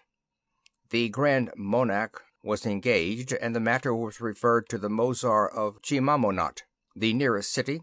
Thinking they were your followers, he directed them to land here. The Grand Monarch is enraged beyond measure that, after so many ages of failure, the Jovians have made a successful raid on our planet. The Mozar will pay for his indiscretion with his life." A groan burst from Turgan's lips. Damis stood for a moment stricken with grief, and then sprang in giant leaps toward the space flyer. "Come on, Turgan," he cried. "We may overtake them yet. At least we can avenge if we cannot save." The Kildare followed him more slowly. "Where, O Nephilim," he asked, "will we find them in the trackless wastes of space?" Damis paused at the words. "Why, between here and Earth," he replied. And as he did so, a thought crossed his mind which was revealed by the sudden expression of dismay which clouded his features. "Earth, Venus, Mercury, Moon, Jupiter, all are under the rule of the sons of God," he cried. "And to any of them Glavor's ship may have fled," replied the Kildare. "Before we start in pursuit, it is best to find, if we can, in what direction the ship went." Frantically, Damis strove to muster his thoughts and hurl a question or two at the Martians, who stood beside the transporter cylinders. Before the thought had been fully formed, an answer reached him. "I have been inquiring, Nephilim, why when our observers saw that ship contained Jovians they were not destroyed. One of the observers who watched them tells me that their ship landed between your ship and the only instruments of destruction which could be brought to bear on them. The Jovians poured out and attacked your crew, who were all out of the ship. They were so mingled that it would have been impossible to destroy them without encompassing the destruction of your men as well, and we could not blast their ship into nothingness without also destroying yours. When they rose again, they carried one of your crew a prisoner, and so they were not blasted out of the heavens. They took a course which carried them behind Phobos, where they were shielded. When next seen, they were headed away from your planet. If Glavor came to Mars, Laura is dead by now, said Turgan sorrowfully, tears coming down his cheeks. Glavor is not one to await the fulfillment of his desires, and Laura had her dagger. Her soul is now with him whom we are taught to glorify. His will be done. If it be his will, replied Damis. Don't give up, Turgan. We may save her yet. He turned to the Martians and formed a thought message in his mind. Has your science any way of telling us who was in command of the Jovian ship? He asked. Were your men who lie dead familiar with the features of the Jovian viceroy? Yes, all of them. Then we will search the brains of the dead. The pictures that are in the living brain fade rapidly when death comes, but the last impression of these men was a powerful one of fighting and hatred, and some traces may remain. I will search. The huge slug crawled over the ground to the body of the nearest dead terrestrial. In one of his many hands he carried a shiny metal tube from which crimson rays flickered and played over the head of the dead man. The skull disintegrated under the influence of the strange instrument until the brain lay naked and exposed to the fierce glare of the Martian sun. The Martian delicately connected two wires terminating in metal plates to the tissue of the brain, and attached the other ends of the wires to a metal circlet which he clamped about his middle. For some moments he remained motionless, and then crawled to the body of the next second dead Earthman. One after another he examined each of the 18 dead bodies. When he had completed, he crawled over to Damis and Turgan. "Put these bands about your brows," he commanded in thought language as he handed to each of them a metallic band similar to the one clasped about him. The two Earthmen quickly adjusted the bands. "Let your minds remain a blank, and in them will be reproduced the impressions I have gathered from the brains of your dead followers." Damis sprang suddenly upward and smote with all of his force at the air. Out of nothingness had materialized the form of a huge Jovian, clad in the uniform of Glavor's guards. His blow went harmlessly through the thin air, and the Jovian swung a massive axe. Just before the blow landed, the Jovian disappeared, and a thought wave from the Martian impinged on Damis's brain. "Spare your energies, Nephilim," the message said. "What you saw was not a Jovian, but was the last impression stored in the brain of the man who met his death under a blow of the axe which seemed to be striking at you. I am merely reproducing in you the emotions and experiences that man felt. Had I allowed the phantom blow to land, you would now be cold in death, so great was the strength of the impression. Now make your mind again blank, and I will reveal to you what was in the mind of another at the instant that his death came upon him." Before the Nephilim's startled gaze, another Jovian appeared. "Havener!" he cried, as he recognized the principal officer of Glavor. The equerry came forward slowly, blood dripping from a wound in his leg. He swung his axe, but it went wide of the mark. Again he struck, but two terrestrials attacked him from the rear, and he whirled. For a moment Damis had a chance to watch the conflict which was raging about him. 9 of the huge Jovians were engaged in deadly combat with a dozen of the terrestrials who still remained on their feet. In the door of the spaceship stood Lura, watching the conflict with frightened eyes. One after another of the Earthmen were stricken down. Suddenly a Jovian rushed at Damis, but the scene went blank before the raised axe could strike him down. "Have you seen enough, or shall I show you the scenes in the brains of the others?" asked the Martian. "I have seen and recognized 9 of the Jovians," replied Damis. "Yet among them was not the one I feared. Let me see into the brains of the others, that I may be sure that Glavor was not among them." Another scene materialized before him. It was merely a variation of those he had already seen. In the brain of one of the terrestrials he saw a landing of the Jovian ship and the sudden onrush of the sons of God, armed only with the 40-pound axes they used at close quarters. In none of the scenes did he see the huge form of Glavor. He removed the band with a sigh of relief. "I broke Glavor's arms a few days back," he said to Turgan, "and it is probable that prevented him from following us, even if he felt that he could leave the Earth in the turmoil which Tones has undoubtedly raised. It means that Laura is safe for the present, for Havener would not dare to do other than to bring her to the Viceroy. We must follow them and endeavor to rescue her. I will ask our friends if they can plot her course for us." "I have inquired as to that," replied the Martian to Damis's unspoken question, "and find we cannot. Soon after the ship left the surface of Mars, our observers sighted a Jovian fleet of 100 flyers in the asteroid belt between here and Jupiter. They are nearly through the belt now and are headed toward your planet. Their path will bring them within a few thousand miles of Mars, and every instrument on the planet is trained on them. While the Grand Mognac believes that Earth is their destination, Never before have the Jovians approached us in such force, and it may be that Turgan will try to avenge his former defeats by an attack in force. We have no instruments to spare to keep track of a lone flyer unless it changes its course and approaches us. There is one more source of information. I will examine the brains of the dead Jovians. Perhaps they know their leader's plans." From the first Jovian, the Martian turned away with an expression of disappointment. "There is nothing in his brain but a scene of the fight with your followers. Yet it may cheer you to know that at the last he felt fear. The emotion the Jovians boast is foreign to them," said the Martian. "I will examine the other." With his crimson ray he removed the covering from the brain of the second Jovian and connected his wires.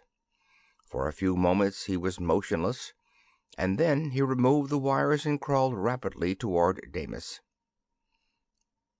"Nephilim, here is what you wish," came his thoughts, jumbled in a chaotic state of excitement. "This man had a wonderful brain, and the impressions of the last month are clear and distinct. Attend carefully and leave your mind a blank." On the Martian plain, buildings suddenly materialized before the Nephilim's gaze. With a cry of astonishment he saw himself facing Clavor in defiance. Lura, who had been crouching behind him, ran into one of the buildings. Act by act, Damis saw the fight between himself and the Jovian viceroy repeated. The viceroy, one arm dangling uselessly, was whisked away in his chariot. The scene faded and another took its place. The vice-regal palace was beleaguered by thousands and scores of thousands of shouting terrestrials.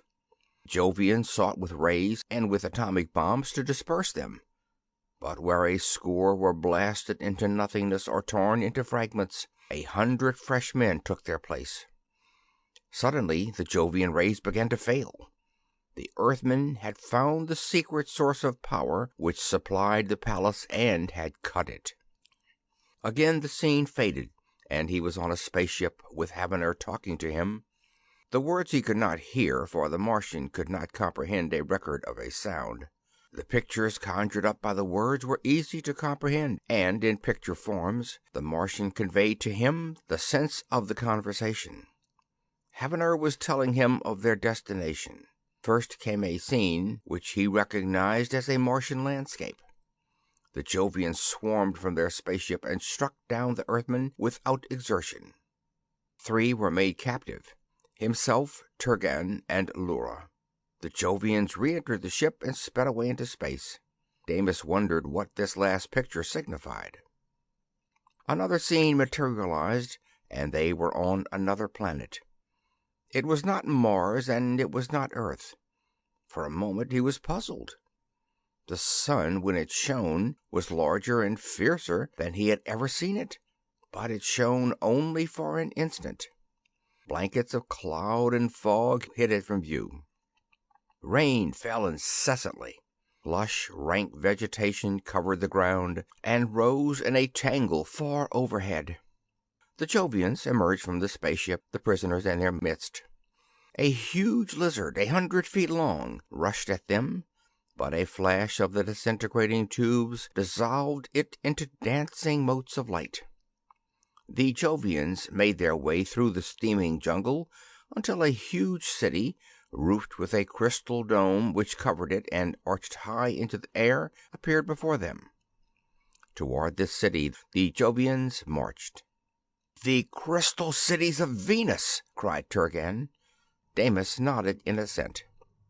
Again the scene changed, and the Martian plain was before them. From the spaceship the Jovians emerged, but instead of the easy victory they had had in the earlier scene, they found the task a difficult one. From all sides the terrestrials charged at them, and Damis found himself fighting against his compatriots. A sword flashed before his eyes, and the scene was gone. "Have you learned that which you sought?" came a Martian thought inquiry. Damis hastily formed his thoughts into an affirmative message of thanks and turned to Turgan. "We know now where to go," he cried exultantly. "Laura is safe until they land on Venus and enter the crystal cities, for Havener would not dare to do otherwise than carry out the orders of Glavor. The Martian weapons which we have will ensure us an easy victory. Come, let us hasten." A thought message from the Martian stopped him. "Those weapons on which you are planning, Nephilim, were given to you by our Grand Mognak for the purpose of ridding your planet of your oppressors and of defending your planet against further Jovian attacks, not for the purpose of invading another planet with which we have no quarrel. If you will use them for the purpose for which they were given you, you may depart with them in peace. If you plan to go to Venus, the weapons will remain on Mars." "We will go to the Earth and rid her of our oppressors," replied Damis. "But first we must go to Venus and rescue Laura." "Venus lies beyond the sun," was the Martian answer, "while your planet and Mars are on the same side. It will take you 5 times as long to go to Venus as to go to Earth. Meanwhile, the Jovian fleet will have landed, and your efforts will be in vain to dislodge them. Even now you must fly at your best speed to reach your planet before them." "But we cannot abandon Laura. She is the only daughter of my comrade, and she is my affianced bride. She means more to us than does the fate of our planet." "Then go to Venus after her, Nephilim, but go without Martian aid. Only to save you from your oppressors will we help you. Never has Mars attempted conquest of another celestial body, although not even Jupiter could stand against our might if we chose to attack it." "You cannot understand her relationship to us, Martian." "No, I cannot. We are sexless, and sex exists on Mars only for the purpose for that which it was intended, the perpetuation of our species. It may be that we have been mistaken. If the fate of one member of your species means more to you than the rescue of your whole race, it is perhaps well that you be eliminated by the Jovians. In any event, our decision is final. Make your choice of whether you depart with the weapons or as you came." "Then I will go to Venus," cried Damis. "If necessary, I will fight the Jovians with bare hands. But I will rescue Laura or die in the attempt." "And what of the Earthmen who trusted you, Nephilim?" asked Turgan. "Dozens gave their lives gladly to capture the spaceship in which we came here, and thousands have gone cheerfully to annihilation to keep the sons of God beleaguered in the viceregal palace until we return with the weapons which will bring them victory. Think you that they would choose the destruction of enslavement of the whole race to the possible chance of rescuing one person from the grasp of Glavor's minions?" "Turgan, you are mad!" cried Damis. "Have you forgotten that Laura is your only child? Since the days of Hortan, Glavor has sought information as to the secret assembly room. Hundreds of men have gone to torture and death with their lips sealed when they could have bought life and freedom by speaking. Were it my own life, Turgan, I would not hesitate. Think you that never before has an Earthman been faced with the choice of betraying his countrymen or seeing his wife or daughter violated and sacrificed in the games? All have been true to the last, and yet they could have done little harm had they spoken. You have the fate of the earth in your hand, yet you hesitate. I am Laura's father, and I know her better, it seems, than do you. If you abandon her countrymen, she will despise you for a coward. It is better that one or that many be lost than that all be lost."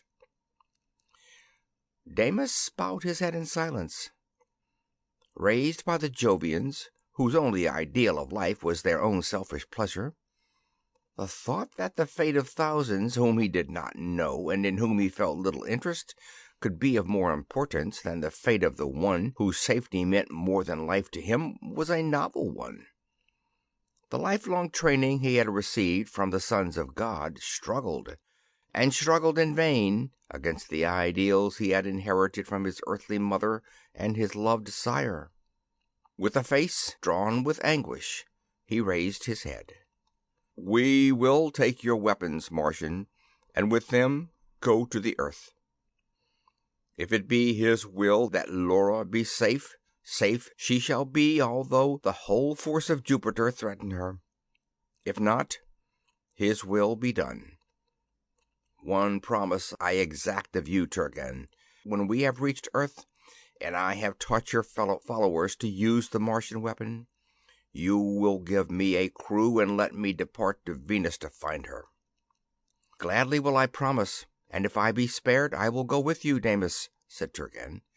"Do not think that Laura is not dear to me. She is dearer than all else in the universe, save only the keeping bright the ideal of loyalty that has been the guiding light of the terrestrials for untold ages." "Your decision is well made, Nephilim," said the Martian, "and word of it shall be given to the Grand Mognak that he made no mistake when he entrusted you with the weapons of Mars. Now for your course. When you rise, direct your ship toward Dephos. The Jovian fleet is now at an ascension of 42 degrees and at an angle of 160 degrees from the sun. Dephos will hide you from their instruments. Once you reach it, our observers will plot your course and send you a bearing which will take you as far from the Jovian fleet as possible. They are now passing Ceres and will soon be out of the asteroid belt. They are larger and more powerful than the ship you are flying, and they will make better speed. However, if you use your maximum power, you will easily arrive on your planet before them. Have you fuel enough for your trip at full speed?" Damis hastily inspected the fuel supply of the ship and made some rapid calculations. "We have enough to carry us at maximum speed to Earth and to retard us to a safe landing, but very little to spare. Can you give us some?" "There is no tantalum on Mars except a little scattered through tons of rock. It would take us days to extract enough to do you any good. It is well that you did not plan to fly to Venus, for you could have made little speed and the Jovian flyer would have reached there long before you did. Now go, and may our best wishes aid you in your flight." Damis turned and instinctively held out his hand. A trace of expression flickered over the face of the nearest Martian slug, and he bent forward and clasped the proffered hand in one of the many hands with which he was provided. No further message came to Damis from the Martians, and he entered the airlock with Turgan following him. As the lock clanged shut, he turned to his companion. "Open the reserve air tanks and restore the atmosphere gradually to the pressure of Earth," he directed. "Unless you do that, we will be unable to function efficiently." While Turgan opened the valve which allowed the reserve supply of compressed air to gradually enter the ship, Damis pulled down the starting lever of the ship. With a terrific lurch, the flyer left the surface of Mars and shot up into the trackless realms of space. Abandoning his controls for an instant, Damis looked into one of the observers. The plain below them was empty of Martians, but in the distance he could dimly see two of the silvery domes which marked their cities. He made some short calculations and turned on a side motor for a moment. The ship swerved and headed for the Martian satellite to which he had been directed. In an hour he was holding the ship less than 1,000 miles from Dephos, while he received a message from the Grand Mognak as to the location of the Jovian fleet, their speed and course, and the course which he should fly to reach the Earth ahead of them. He noted down the directions and set the crosshairs of his forward observer on Alpha Centauri. His hands sought the controlling lever, and the ship rapidly gathered momentum for the trip to Earth. End of chapter 4.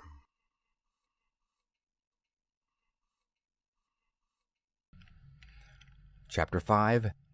A Desperate Plan. Flying the spaceship with a crew of 2 men instead of the normal 9 threw a heavy strain on Damis. Turgan proved to be almost tireless, but while he could act as an observer, Damis devoutly hoped that no wandering celestial body would approach within the danger zone while he was alone on duty. Nothing of the sort happened.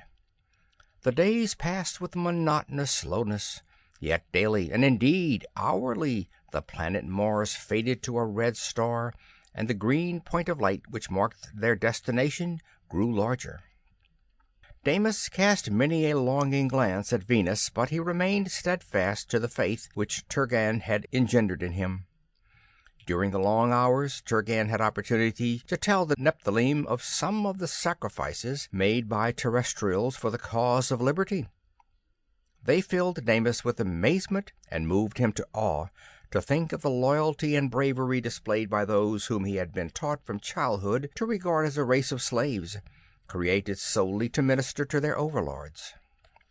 Damis pushed the ship to the greatest acceleration which he dared to use, and as they approached the earth he cast many an anxious glance at the diminishing fuel supply.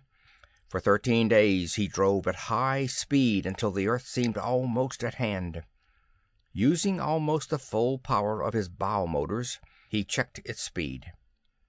For a time he thought he had overestimated the power of his motors, and that it would be necessary to avoid the atmosphere belt, run past the earth and return.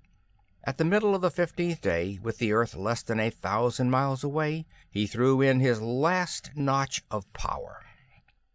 The deceleration pressed them so tightly to the nose of the ship that they could hardly breathe. Damis lay with his hand on a side motor to throw them out of danger. Gradually, the forward motion of the ship ceased, and at last Damis rose with an effort and shut off the bow motors. "We are falling under the influence of terrestrial gravity," he announced. "In another 3 hours we will land." He was as good as his word. 3 hours later he dropped the spaceship to a landing at a spot half a dozen miles distant from the beleaguered capital of the Sons of God. As he landed, the sun was just peeping over the eastern horizon. Their approach had been seen, and the ship was surrounded by hundreds of terrestrial swordsmen. As the airlock opened and Damis and Turgan appeared, there was silence for a moment, and then a thunderous shout of joy rose to the heavens. From the forefront of the crowd, a crimson-robed man ran toward the ship. "Turgan, my lord!" he cried as he fell on his knees and strove to kiss the Kildare's hand. "You are spared to us who had given you up for lost. Our spies reported that the Sons of God had followed you to Mars and had slain you all. Havener reported to Glavor that you had made such a resistance that it was impossible to follow his orders and bring you back alive." "Havener?" cried Damis. "Havener is on Venus, with Laura." "The ship of the Sons of God returned last night," replied the Kildare, "with a loss of 2 men of its crew, and with the Princess Laura a prisoner." Tears of joy sprang into Damis's eyes and ran unrestrained down his face. "And she is safe?" he cried. "One of our spies saw her, and reports that she is well, although in poor spirits. She is confined to the palace and will not be harmed. A Jovian fleet of 100 ships is expected hourly, with Turgan himself in command. A message to Glavor has ordered that Laura be held for Turgan's arrival, when he will dispose of her." "What is the situation here, Tonnes?" interrupted Turgan. "I rejoice with Damis that my daughter is safe, yet, unless we are victorious, her presence safely will avail her little." "Things have gone neither well nor ill since your departure, Kildare," replied Tonnes. "I have followed out the great conspiracy as it was planned many years ago. Although we have lost thousands of our bravest men, we have the Sons of God besieged in the vice-regal palace, and we have tapped and cut the secret source of power which Timur the Akildare found years ago. They have no weapons save some hand tubes that are not yet exhausted, and their axes. Their most powerful weapons of offense are crippled. Yet we cannot storm the palace in the face of the defenses they have left.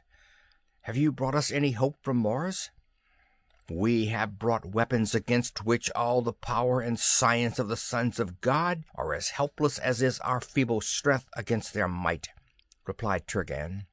"Send me men to transport these weapons, and in 2 hours not a Jovian will remain on the planet." A wild cheer of joy from the assembled terrestrials answered the words of the Kildare. A score of men ran forward and entered the spaceship on the heels of Turgan. They reappeared in a few minutes, carrying with the greatest of care the 2 terrible weapons which were the gift of the Grand Mognak. Damis suddenly looked up from a reverie in which he had been plunged. "I have just figured it out," he exclaimed. "Despite his report to Glavor, Havener knew that Turgan and I lived. He started away from Mars toward Venus, a destination which he had already informed his crew that they would make for. He feared the Martian weapons, and he strove to draw us away toward Venus so that he would be safe. Once the Martian instruments had ceased to watch him, he altered his course and made for Earth. With his greater supply of fuel and more powerful ship, he was able to make a higher speed, and despite the additional 1,000,000 or 2 of miles, he was able to land before us. The thing that puzzles me is why we were not seen by the Jovians as we approached." "You came from a different direction than Havener, O Nephthalim," replied Tonas. "All their instruments were either watching Havener or the Jovian fleet. But for an accident, your approach would not have been noted by us. I am confident that the sons of God have no idea that you have returned, especially since Havener reported that he had slain you. We will take them by surprise. Where shall we take the weapons?" "Take the one with the blue rod to the top of the mountain which overlooks the palace, and set it so that the red points in the direction from which Turgan's fleet is approaching. That hill is less than 2 miles from the palace, so you had better take them both there. Point the red rod toward the palace." At a word from Tonas, the terrestrials started off with the weapons for the point indicated by Damis. The Nephthalim and Turgan followed them, relating their adventure on the Red Planet as they walked along. The shutting off of the Jovian source of power had effectually crippled all of the power-driven chariots which certain of the higher officials among the Earthmen had been allowed to maintain. On the top of the hill overlooking the palace grounds, the 2 Martian weapons were placed on the ground side by side. Damis carefully aligned the red rod on the viceregal palace. When he had it set, with a word of warning, he closed the gravity anchor switch.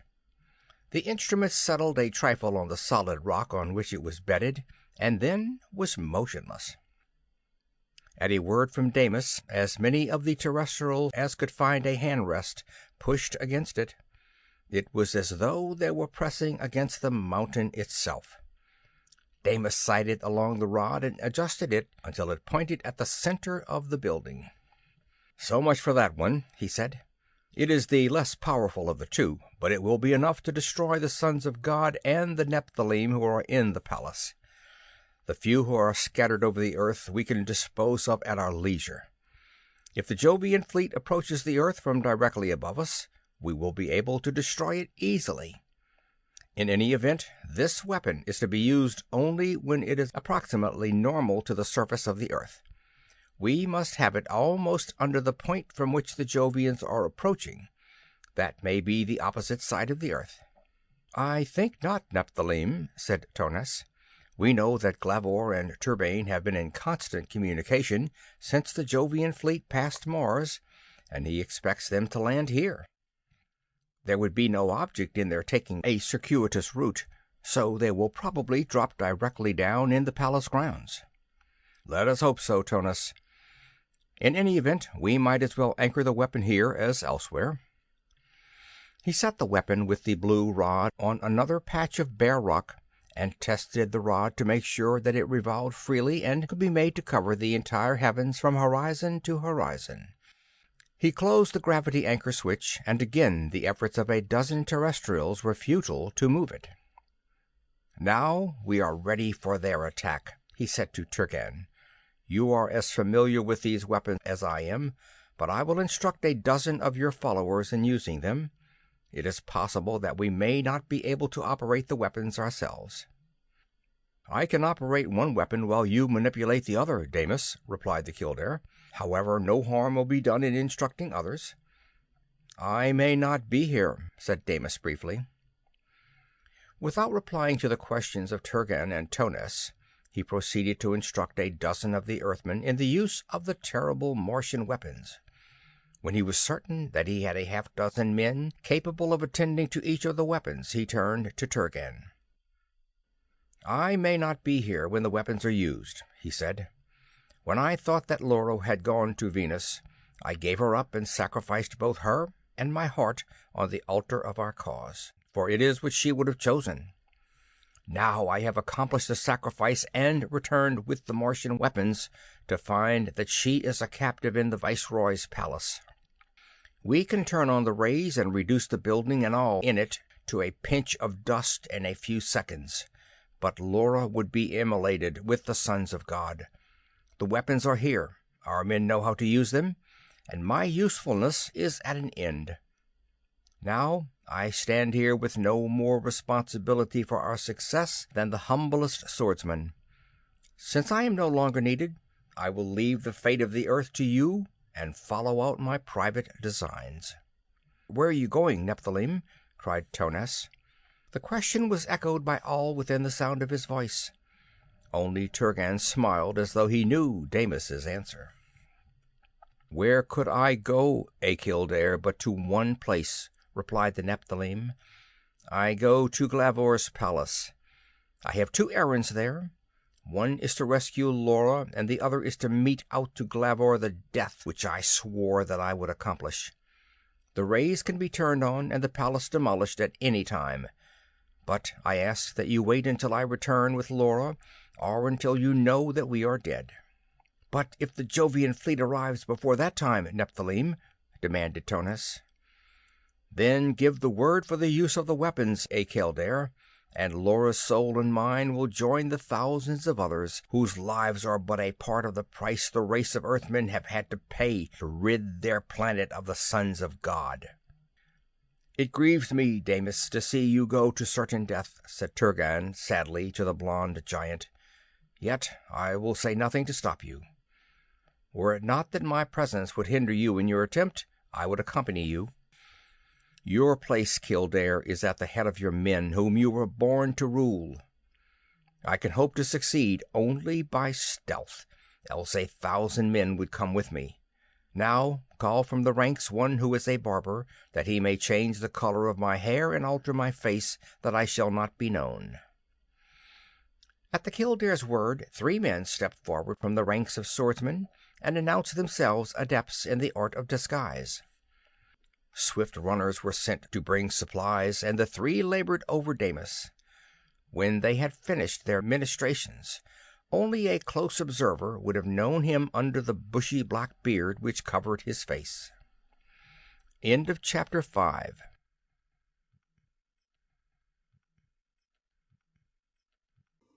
Chapter 6. In the Seraglio.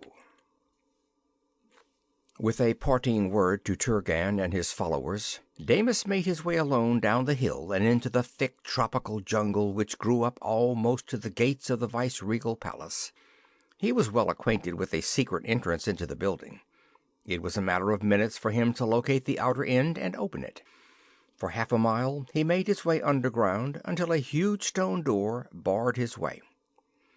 He felt for the hidden catches, and the slab of rock rose before him. As he turned toward the doorway, he found himself looking into the muzzle of a black ray tube in the hands of a gigantic Jovian in the uniform of the Viceroy's guards. "Whence came you, Nephilim?" demanded the guard, a cold note of suspicion in his voice. "From far Torna," replied Damis readily. "I am Dormino, Comar of the province of Capriez. The slaves rose on us, and all were slain except me. I have had to travel by night and hide by day to reach here.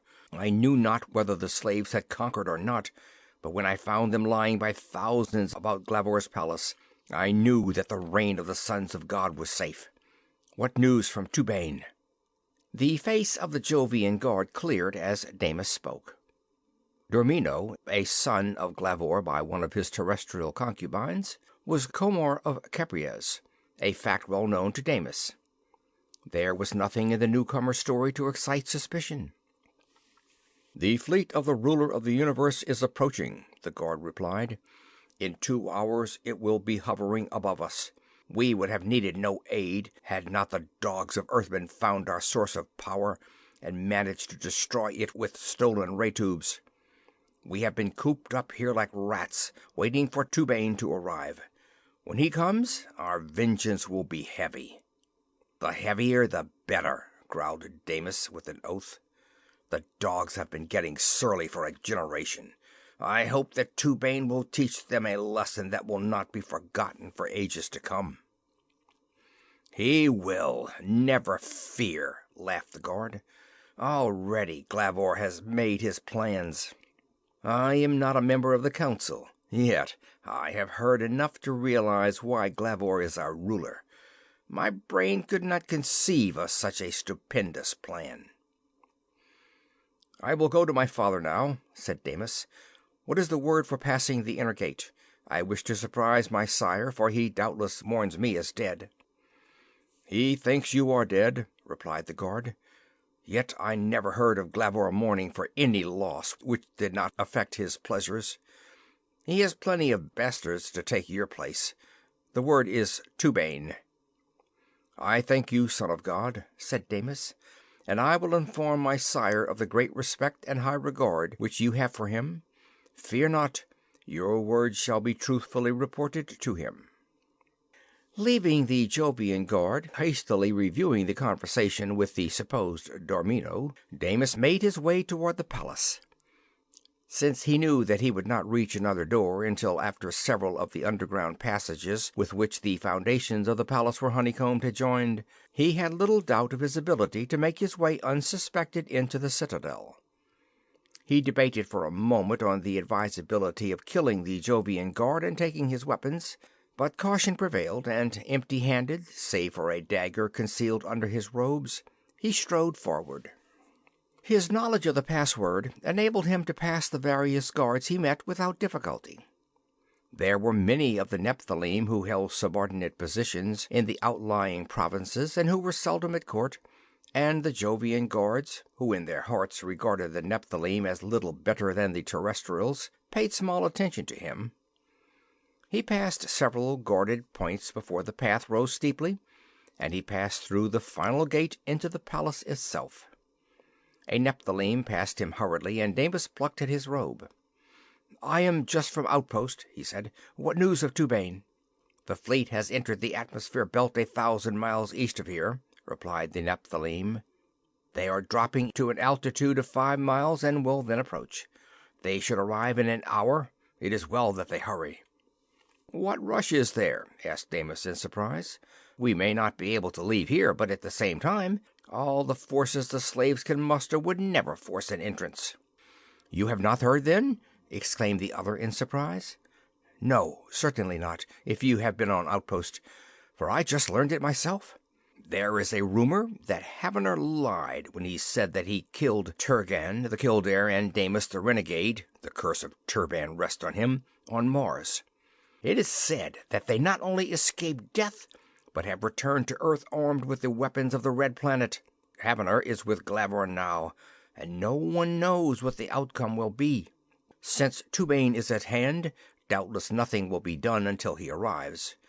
That is the reason why Tubain altered his course and came down so far away instead of directly overhead. He hopes thus to elude the Martian weapons if the Earthmen really have them." "Surely that is a lie," cried Damis. "We hope that it is. Yet Havener would have been slain without mercy had he admitted that he left Mars without slaying or capturing Turgan and Damis. Many believe that it is true." "Is Glavor in the council room?" asked Damis. "I have a message." "It would be better for you to defer the message, if it be ill news, until Tubain arrives, brother. for Glavor is enraged beyond measure at all of us. He threatens to sacrifice us at the next games, and he may do so, unless Turgan alters the decree. He has not loved us since Damis broke his arm a month ago." "Nevertheless, I will deliver my message," replied Damis. "While it may not please him, it is essential that he get it before Turgan arrives." "Good luck go with you, brother," replied the Nephilim with a shrug of his shoulders. "The temper of the Viceroy of God is an uncertain quality at best. He is in his Seraglio." Damis saluted the messenger and made his way toward the inner portion of the palace, where the women whom the lustful Viceroy had dragged into his harem were kept. He had no plausible excuse for passing the guards into this forbidden portion of the palace, but that was a matter which caused him small worry. There were few of the secrets of the palace which were not well known to Damis, who had at one time been major domo of the building. There were some well known to him, the existence of which was not even suspected by the majority of the sons of God. As he neared the Seraglio, he turned off to his right and passed through a maze of little used passages until he halted before what was apparently a blank wall. Casting a rapid glance around to ensure himself that there was no one in sight, he touched a hidden catch and a portion of the wall swung inward, opening a way before him. He entered a passage built in the thickness of the wall and lighted with radium bulbs. The door closed softly behind him. He removed his sandals lest even their quiet tread should betray him, and on bare feet he crept forward. The passage bent and twisted as it followed the walls, until Damis knew that he was in one of the walls of the Seraglio. Praying that it would work noiselessly, he slid open a panel of stone and found himself looking through a semi-transparent hanging into the sacred precincts of the Seraglio itself. Glavor stood facing him, his heavy face drawn up in a scowl of rage. Damis noted with satisfaction that one of the Viceroy's arms was supported by a silk scarf, and that he made no attempt to use it. With a pale face, Havener stood before his ruler. "The word has been brought to me from a source which I trust as much as I do your own word, Havener," Glavor was saying. "I tell you I do not believe your story. If Damis and Turgan were dead, the terrestrials would not see them alive again on Earth. Neither would they have weapons of which we know nothing.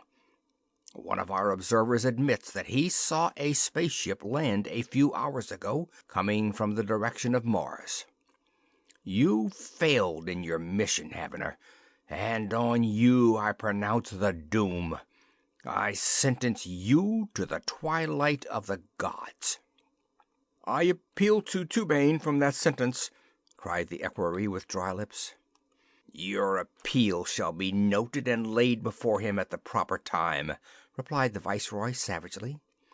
"Yet by the time he arrives it will be too late.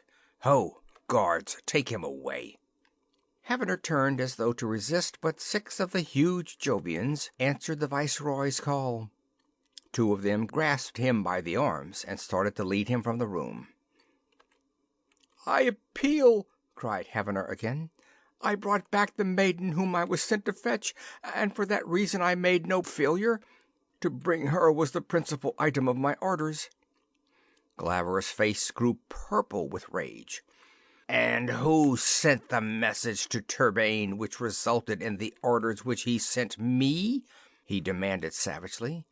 "It was sent by one of your henchmen and by your orders. You slew the sender before I could question him, but I know whose orders he obeyed. Take him away." The guard started to drag the luckless equerry from the presence of the Viceroy, but Havener made a final appeal for his life. "I will confess, Viceroy of God," he cried. "No message was sent to Turgan. I dared not send such a message, lest such orders would be returned as I caused to be given to you. I coveted the maiden for myself, and I took this means of getting her. I had a false message delivered to you, which would prevent you from taking her before Turgan arrived. In reward for my services as spy on you, I plan to ask that she be given to me. I surrender all claims to her, Glavor. Spare my life, and you may have her." For a moment Glavor could not speak for rage. "So you have been the spy who has reported my every doing and my every secret counsel to Turgan," he gasped.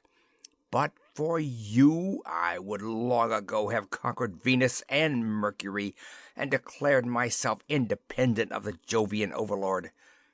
In time I might have even overthrown him, but every move was known to him before I made it. Not once, but a dozen times would you go through the twilight were Turgan not at hand. Niton, it is my order that the twilight be as slow as our instruments will allow. Give him time to learn to suffer and to pray for the blessing of death at my hand. Take him away." The struggling Heavener was removed by the guards, despite his efforts at resistance and his cries for mercy. Glavor stared after him for a moment, and an evil gleam came into his eyes. "Sonam!" he called sharply. A guard entered the room and saluted. "Sonam, bring me the daughter of man, Lura," cried the Viceroy. "When you have brought her here, post guards at all doors, and see that no one is admitted under any circumstances until Turgan himself arrives and demands admittance." The guard hesitated. "Your Excellency," he faltered, "the orders from Turgan were—" "False rumors given out by the traitor Heavener, who has by now gone to the twilight of the gods," interrupted the Viceroy. "By the crown of Turgan, do I need to repeat my orders? I am Viceroy of the Earth, and am supreme until Turgan revokes my rank. Obey my orders."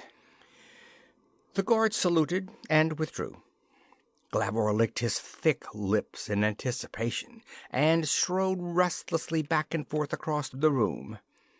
Inside the hangings, Damis' face hardened, and he drew his dagger from under his robe.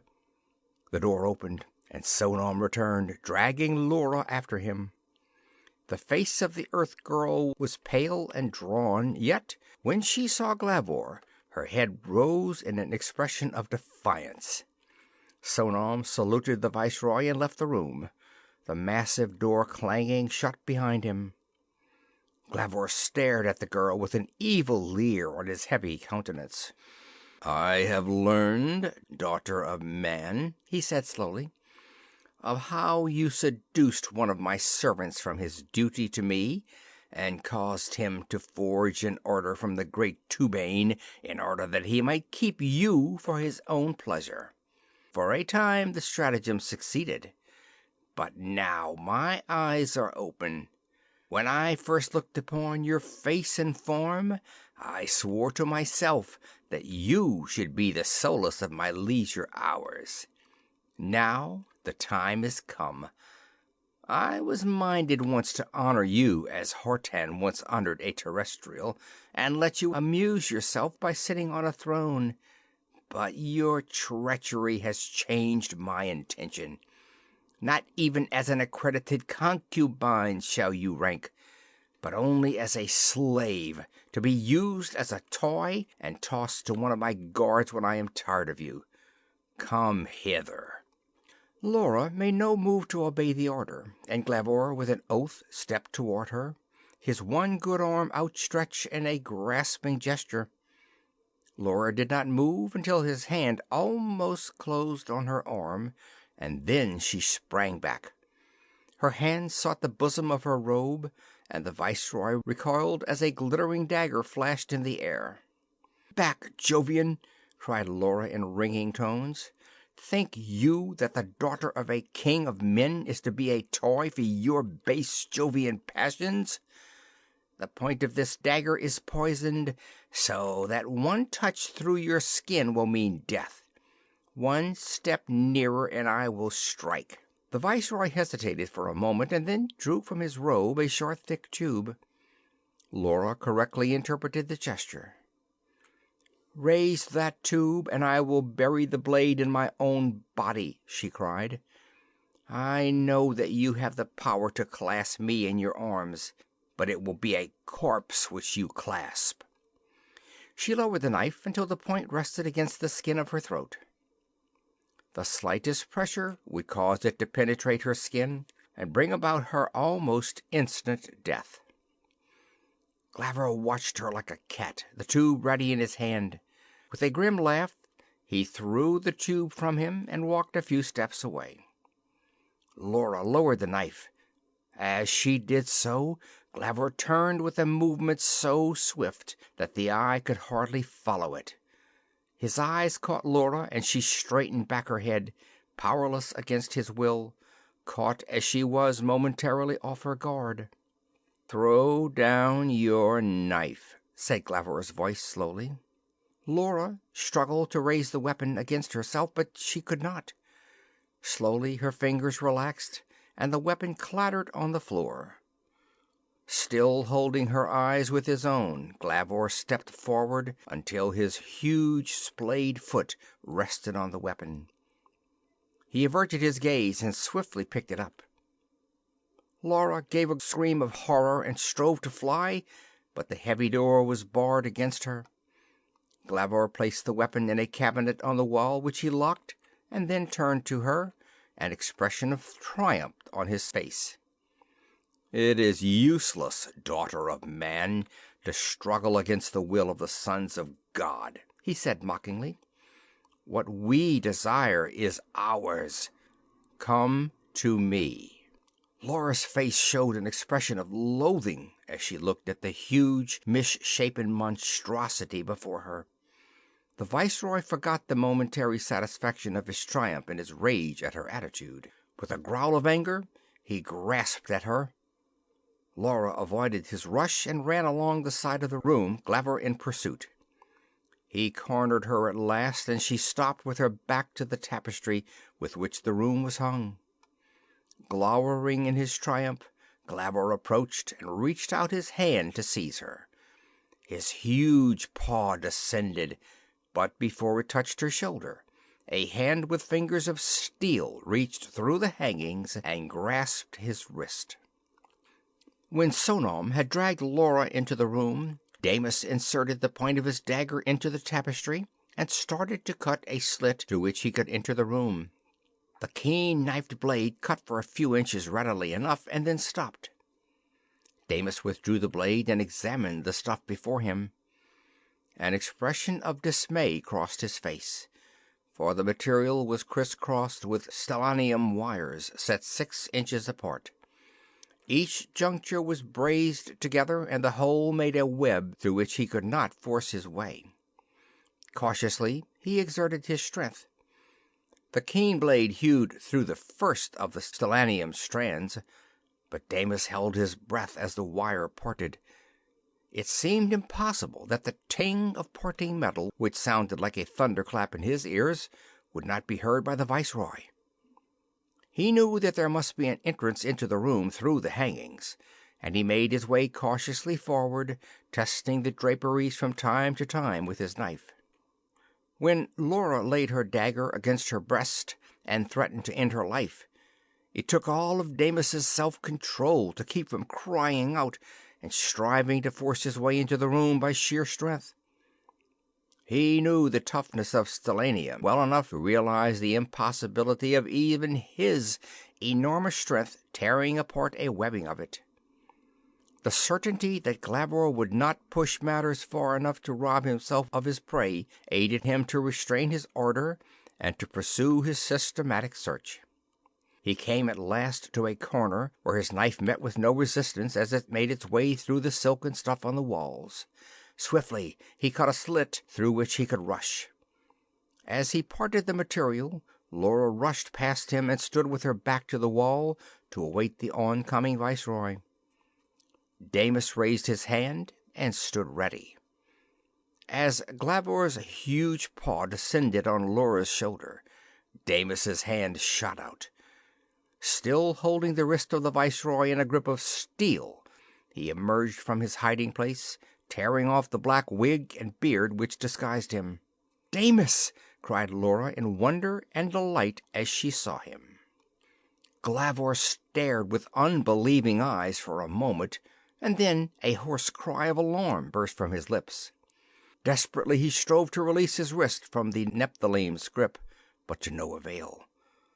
He disengaged his crippled arm from the scarf which supported it, and groped under his robe for a weapon. Laura cried out in warning, but Damis had anticipated such a move. With a quick effort he whirled about and drew the Viceroy's arm over his shoulder. He bent forward and exerted his full strength. The huge bulk of Glavor rose in the air and pitched forward over Damis' shoulder. There was a crash as he landed on the marble floor. Quick as a cat, Damis sprang on him and pinioned down his arms. "Take his weapons, Laura," he cried. Laura bent over the prostrate form of the Jovian to take from his belt the tubes which he habitually carried there.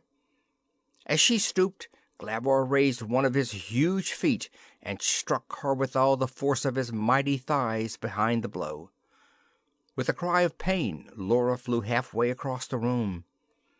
Damis leaped to her assistance, forgetting for a moment the potentialities for destruction which the Viceroy bore on his person.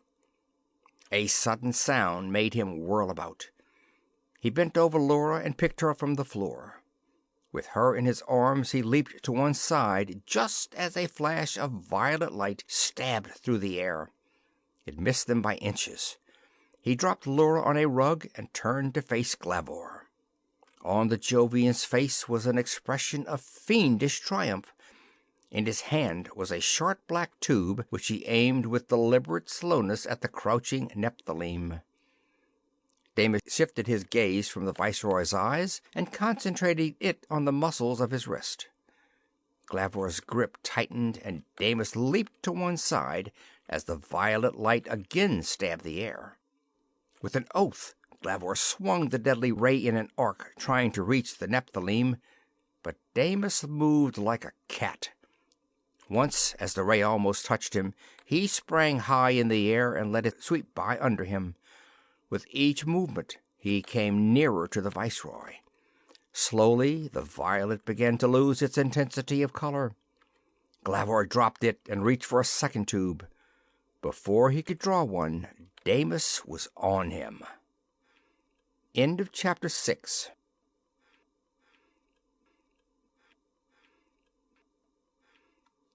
Chapter 7. The Deluge. Few of the sons of God and none of the Nephthalim, save Damis, could match the brute strength of the Viceroy. As Damis rushed, Glavor sidestepped and caught the Nephthalim's arm in a bone-crushing grasp.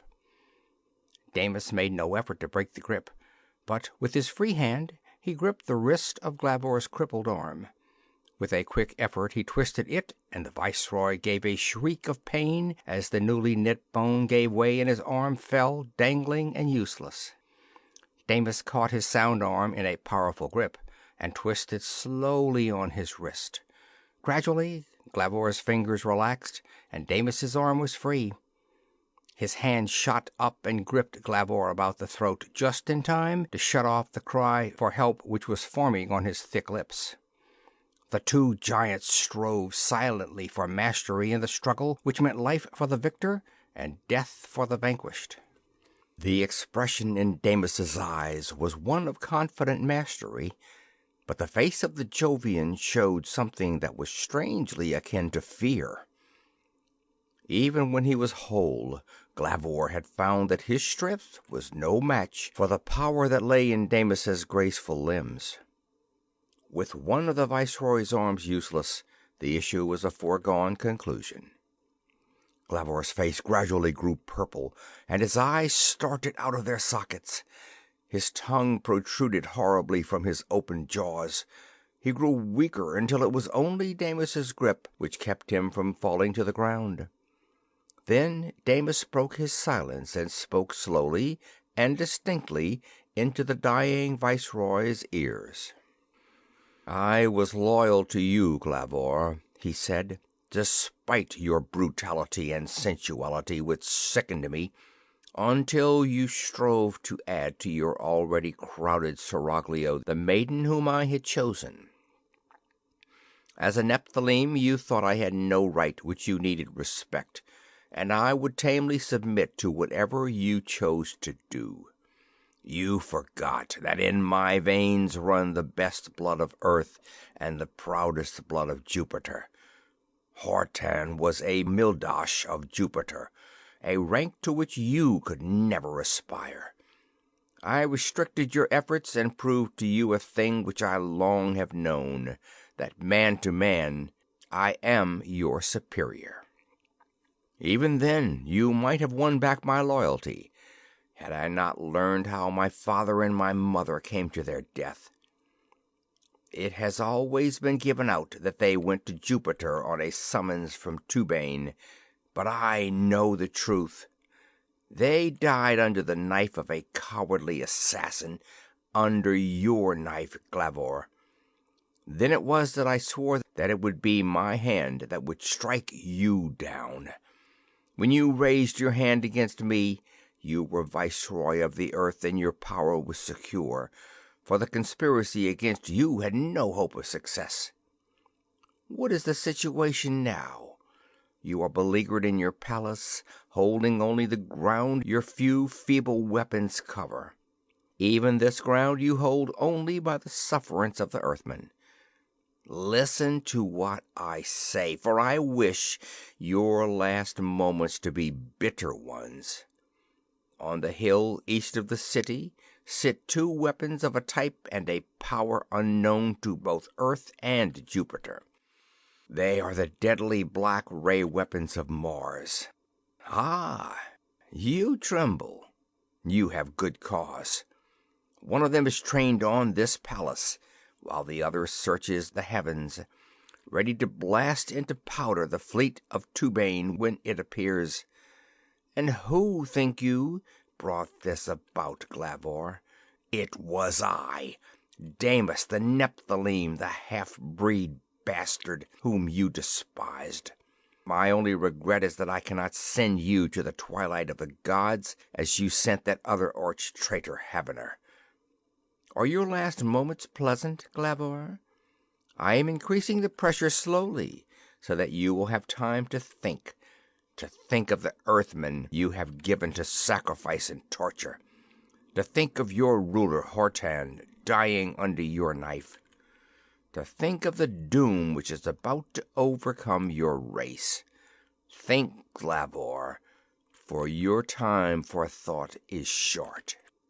As he finished, Damis thrust back on the viceroy's chin with a sudden effort. There was a dull crack as Glavor's neck broke, and Damis gently lowered the inert bulk to the floor. He felt a touch on his arm as he straightened up. He whirled like a cat, and Laura shrank back with a frightened gesture. Damis opened his arms, and in an instant the Earth Girl was folded in them. "Is my father safe?" was her first question. "Safer by far than we are," exclaimed Damis with a sudden pang of anxiety. He glanced at the time-recording device on the wall. 3/4 of an hour had passed since he had first entered the viceregal palace. If the estimates of Turgan's arrival which he had heard were correct, the Jovian fleet should be almost overhead. "Come," he cried to Laura. "We have no time to lose if we escape before the palace and all in it are destroyed. Where did Havener land his ship?" "In the yard west of the palace," she replied. "Pray that it is still there," said Damis. "We can reach it through the path by which I entered this room. Come quickly." With Laura at his heels, he passed through the rent in the tapestry and entered the secret passage through the walls. The way twisted and turned interminably, but finally he paused before a door. Before opening it, he slid back a panel which opened a peephole and looked out. "The ship is there," he whispered in a voice of relief. "There is only one guard over it that I can see. Why didn't I think to bring Glavor's weapons? I'll have to try to catch him by surprise." When I opened the door, Run straight for the spaceship as though you were trying to escape from me. Don't try to dodge the guard. Keep right on for the ship. As soon as I overpower the guard, get in the ship and hold your hand on the starting lever. When I get on board, throw in the power at a low rate. We don't want to rise rapidly enough to get out of easy control. Do you understand?" "Yes, Damis," she whispered. He watched until a sudden shout drew the attention of the sentry momentarily away from the ship he was guarding. A confused sound of cheering came from the palace, and the sentry looked toward the western heavens. A moment of gazing, and he raised his voice in a raucous shout of joy. Instantly Damis swung open the door. Laura sped out like a frightened deer, with Damis in close pursuit. The attention of the sentry was fixed on some distant object in the sky, and he did not see the oncoming pair until Laura was only a few inches from him. The sound of her footsteps attracted his attention, and he glanced down at her. An expression of surprise came over his heavy features, and he reached for a weapon. His gesture was never finished, for Damis's fist caught him under the ear, and he dropped in his tracks. Damis looked in the direction in which the sentry had been staring, and a cry broke from his lips. "The fleet of Turgan!" he cried. 1,000 yards in the air, and a scant 5 miles to the west, was a clump of half a dozen Jovian space flyers. Massed behind them were 100 more. They were approaching with tremendous velocity. Damis gave a mighty bound and leaped through the airlock of the ship. Hardly had he cleared the door than Laura pulled down the starting lever. The ship flew up from the ground. Hardly had it left its ways than a momentary flash came from the hill east of the palace. The air grew black around them, and a cold as of interstellar space permeated their very bones. In an instant the ship had flashed up into the sun above the zone of influence of the Martian weapon. The shouting from the palace was suddenly stilled. Damis looked down, but nothing could be seen save a pall of intense blackness over the ground where the building stood. "The port motor, Laura!" cried Damis. The Jovian fleet was approaching so rapidly that a collision with the nearest flyer seemed inevitable. There was a roar from the air as Laura threw in the port blast with its maximum power. Damis hurled against the side of the ship. From the hill where the Martian weapons had been placed came a second flash of light, and a beam of jetty blackness shot through the air. An edge of it brushed the ship for an instant, and Laura stiffened. A terrible cold bit through the flyer, and the side where the Martian ray had touched crumpled into powder. The ship sped on, and the friction of the air and the bright rays of the sun dissipated the extreme cold. Through the terrific storm which was raging, the black ray stabbed again and again. Back and forth it played, and ship after ship of the Jovians was momentarily caught in the beam. When the beam passed on, there was nothing left of the ship save a cloud of dust which the terrific wind dissipated in all directions. Damis glanced at the earth below him. It seemed to be flying past the ship at a velocity which he could hardly comprehend. He made his way against the pressure of the movement to the control levers and strove to check the speed. As the earth ceased to revolve beneath him, the wind rose to a terrible force. "What has happened, Damis?" shrieked Laura in his ear. "I don't know," he shouted in reply. "I am trying to keep away from the neighborhood of the palace for a while, until the Jovian fleet is destroyed. Tones and your father might not be able to tell us from one of Turgan's ships, and they might turn the ray on us." He bent over the control levers of the ship, but they refused to obey his touch. The stern motor still roared, with enough force to keep them 3,000 feet above the ground, but none of the side motors responded to the controls. The ship was helpless and was tossed about, a plaything for the terrific wind which howled through the heavens. Damis watched the ground below them. "Look, Laura!" he cried. They swept over the site of the palace. The black ray was no longer playing on it, but the whole palace glistened like crystal. "What is it?" she asked. "Frost," he shouted. "The Martian weapon did its work well. Everything in the palace is frozen. In the name of Turgan." The Jovian ejaculation had burst from his lips unbidden at the sight which met his gaze. Racing over the land was a solid wall of water, hundreds of feet high, moving with enormous speed. On toward the palace it swept. Below, they could see the Earthmen on the hill striving to fly, but there was no place of safety. The oncoming wall of water was higher by 100 feet than the top of the hill, and it was the highest bit of land for many miles. Nearer and nearer came the water, until with a roar and a crash which they could plainly hear in the crippled spaceship, it swept over the hill and the palace, burying them under 100 feet of brine. "Father!" cried Laura in anguish. Damis made his way across the ship and folded her in his arms. "He was chosen as one of the lives needed to buy the freedom of the earth," he murmured to her. "It is hard, for I loved him as a father, but it was the end which he would have chosen. He died at the head of his followers, battling for freedom." "What happened, Damis?" asked Laura an hour later, as she looked down on the seething tumult of water under them. "As nearly as I can figure out, the Jovian fleet approached the palace from the west at a low elevation. In order to destroy them, we could not use the Martian weapon normally to the Earth's surface as they commanded us, but were forced to use it tangentially.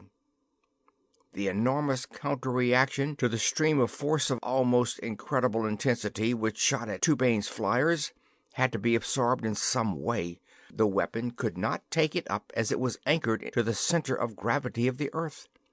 As a result, the force was translated into one of increased rotation.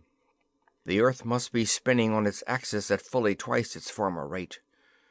Both the air and the water had too much inertia to follow the accelerated motion of the land, so the wind blew a gale and the oceans left their beds and swept over the land. Everything must have been swept to destruction before this flood. "And all our labor and sacrifice has been useless," cried Laura. "We have freed a world at the cost of the lives of its inhabitants." "The world is not lost, sweetheart," he cried as he clasped her to him. "The floods will not have overwhelmed the mountains, and some men and animals will have escaped. The waters will subside in a few weeks, as they will take up the new rotation of the earth. By His will, we are spared for the labor of building a new world. As soon as the land again appears above the waters, we will land and assemble those who have been spared. The fleet of Jupiter has been destroyed, and we need fear no fresh attack for ages, perhaps never. Unhampered, we will build a new world and try to avoid the mistakes of the old one." "Look, Damis!" exclaimed Laura in a hushed tone. From the spray and mist below them leaped a living bridge of colored light. Above the sun it arced its way into the heavens in the direction in which they knew Mars lay. "It is His promise," whispered Damis reverently, "that henceforth the planets will live in peace and amity, and that nevermore will the Jovians be allowed to invade us." End of Chapter 7. End of Giants on the Earth by Captain S. P. Meek. The story recorded by Phil Chenevert.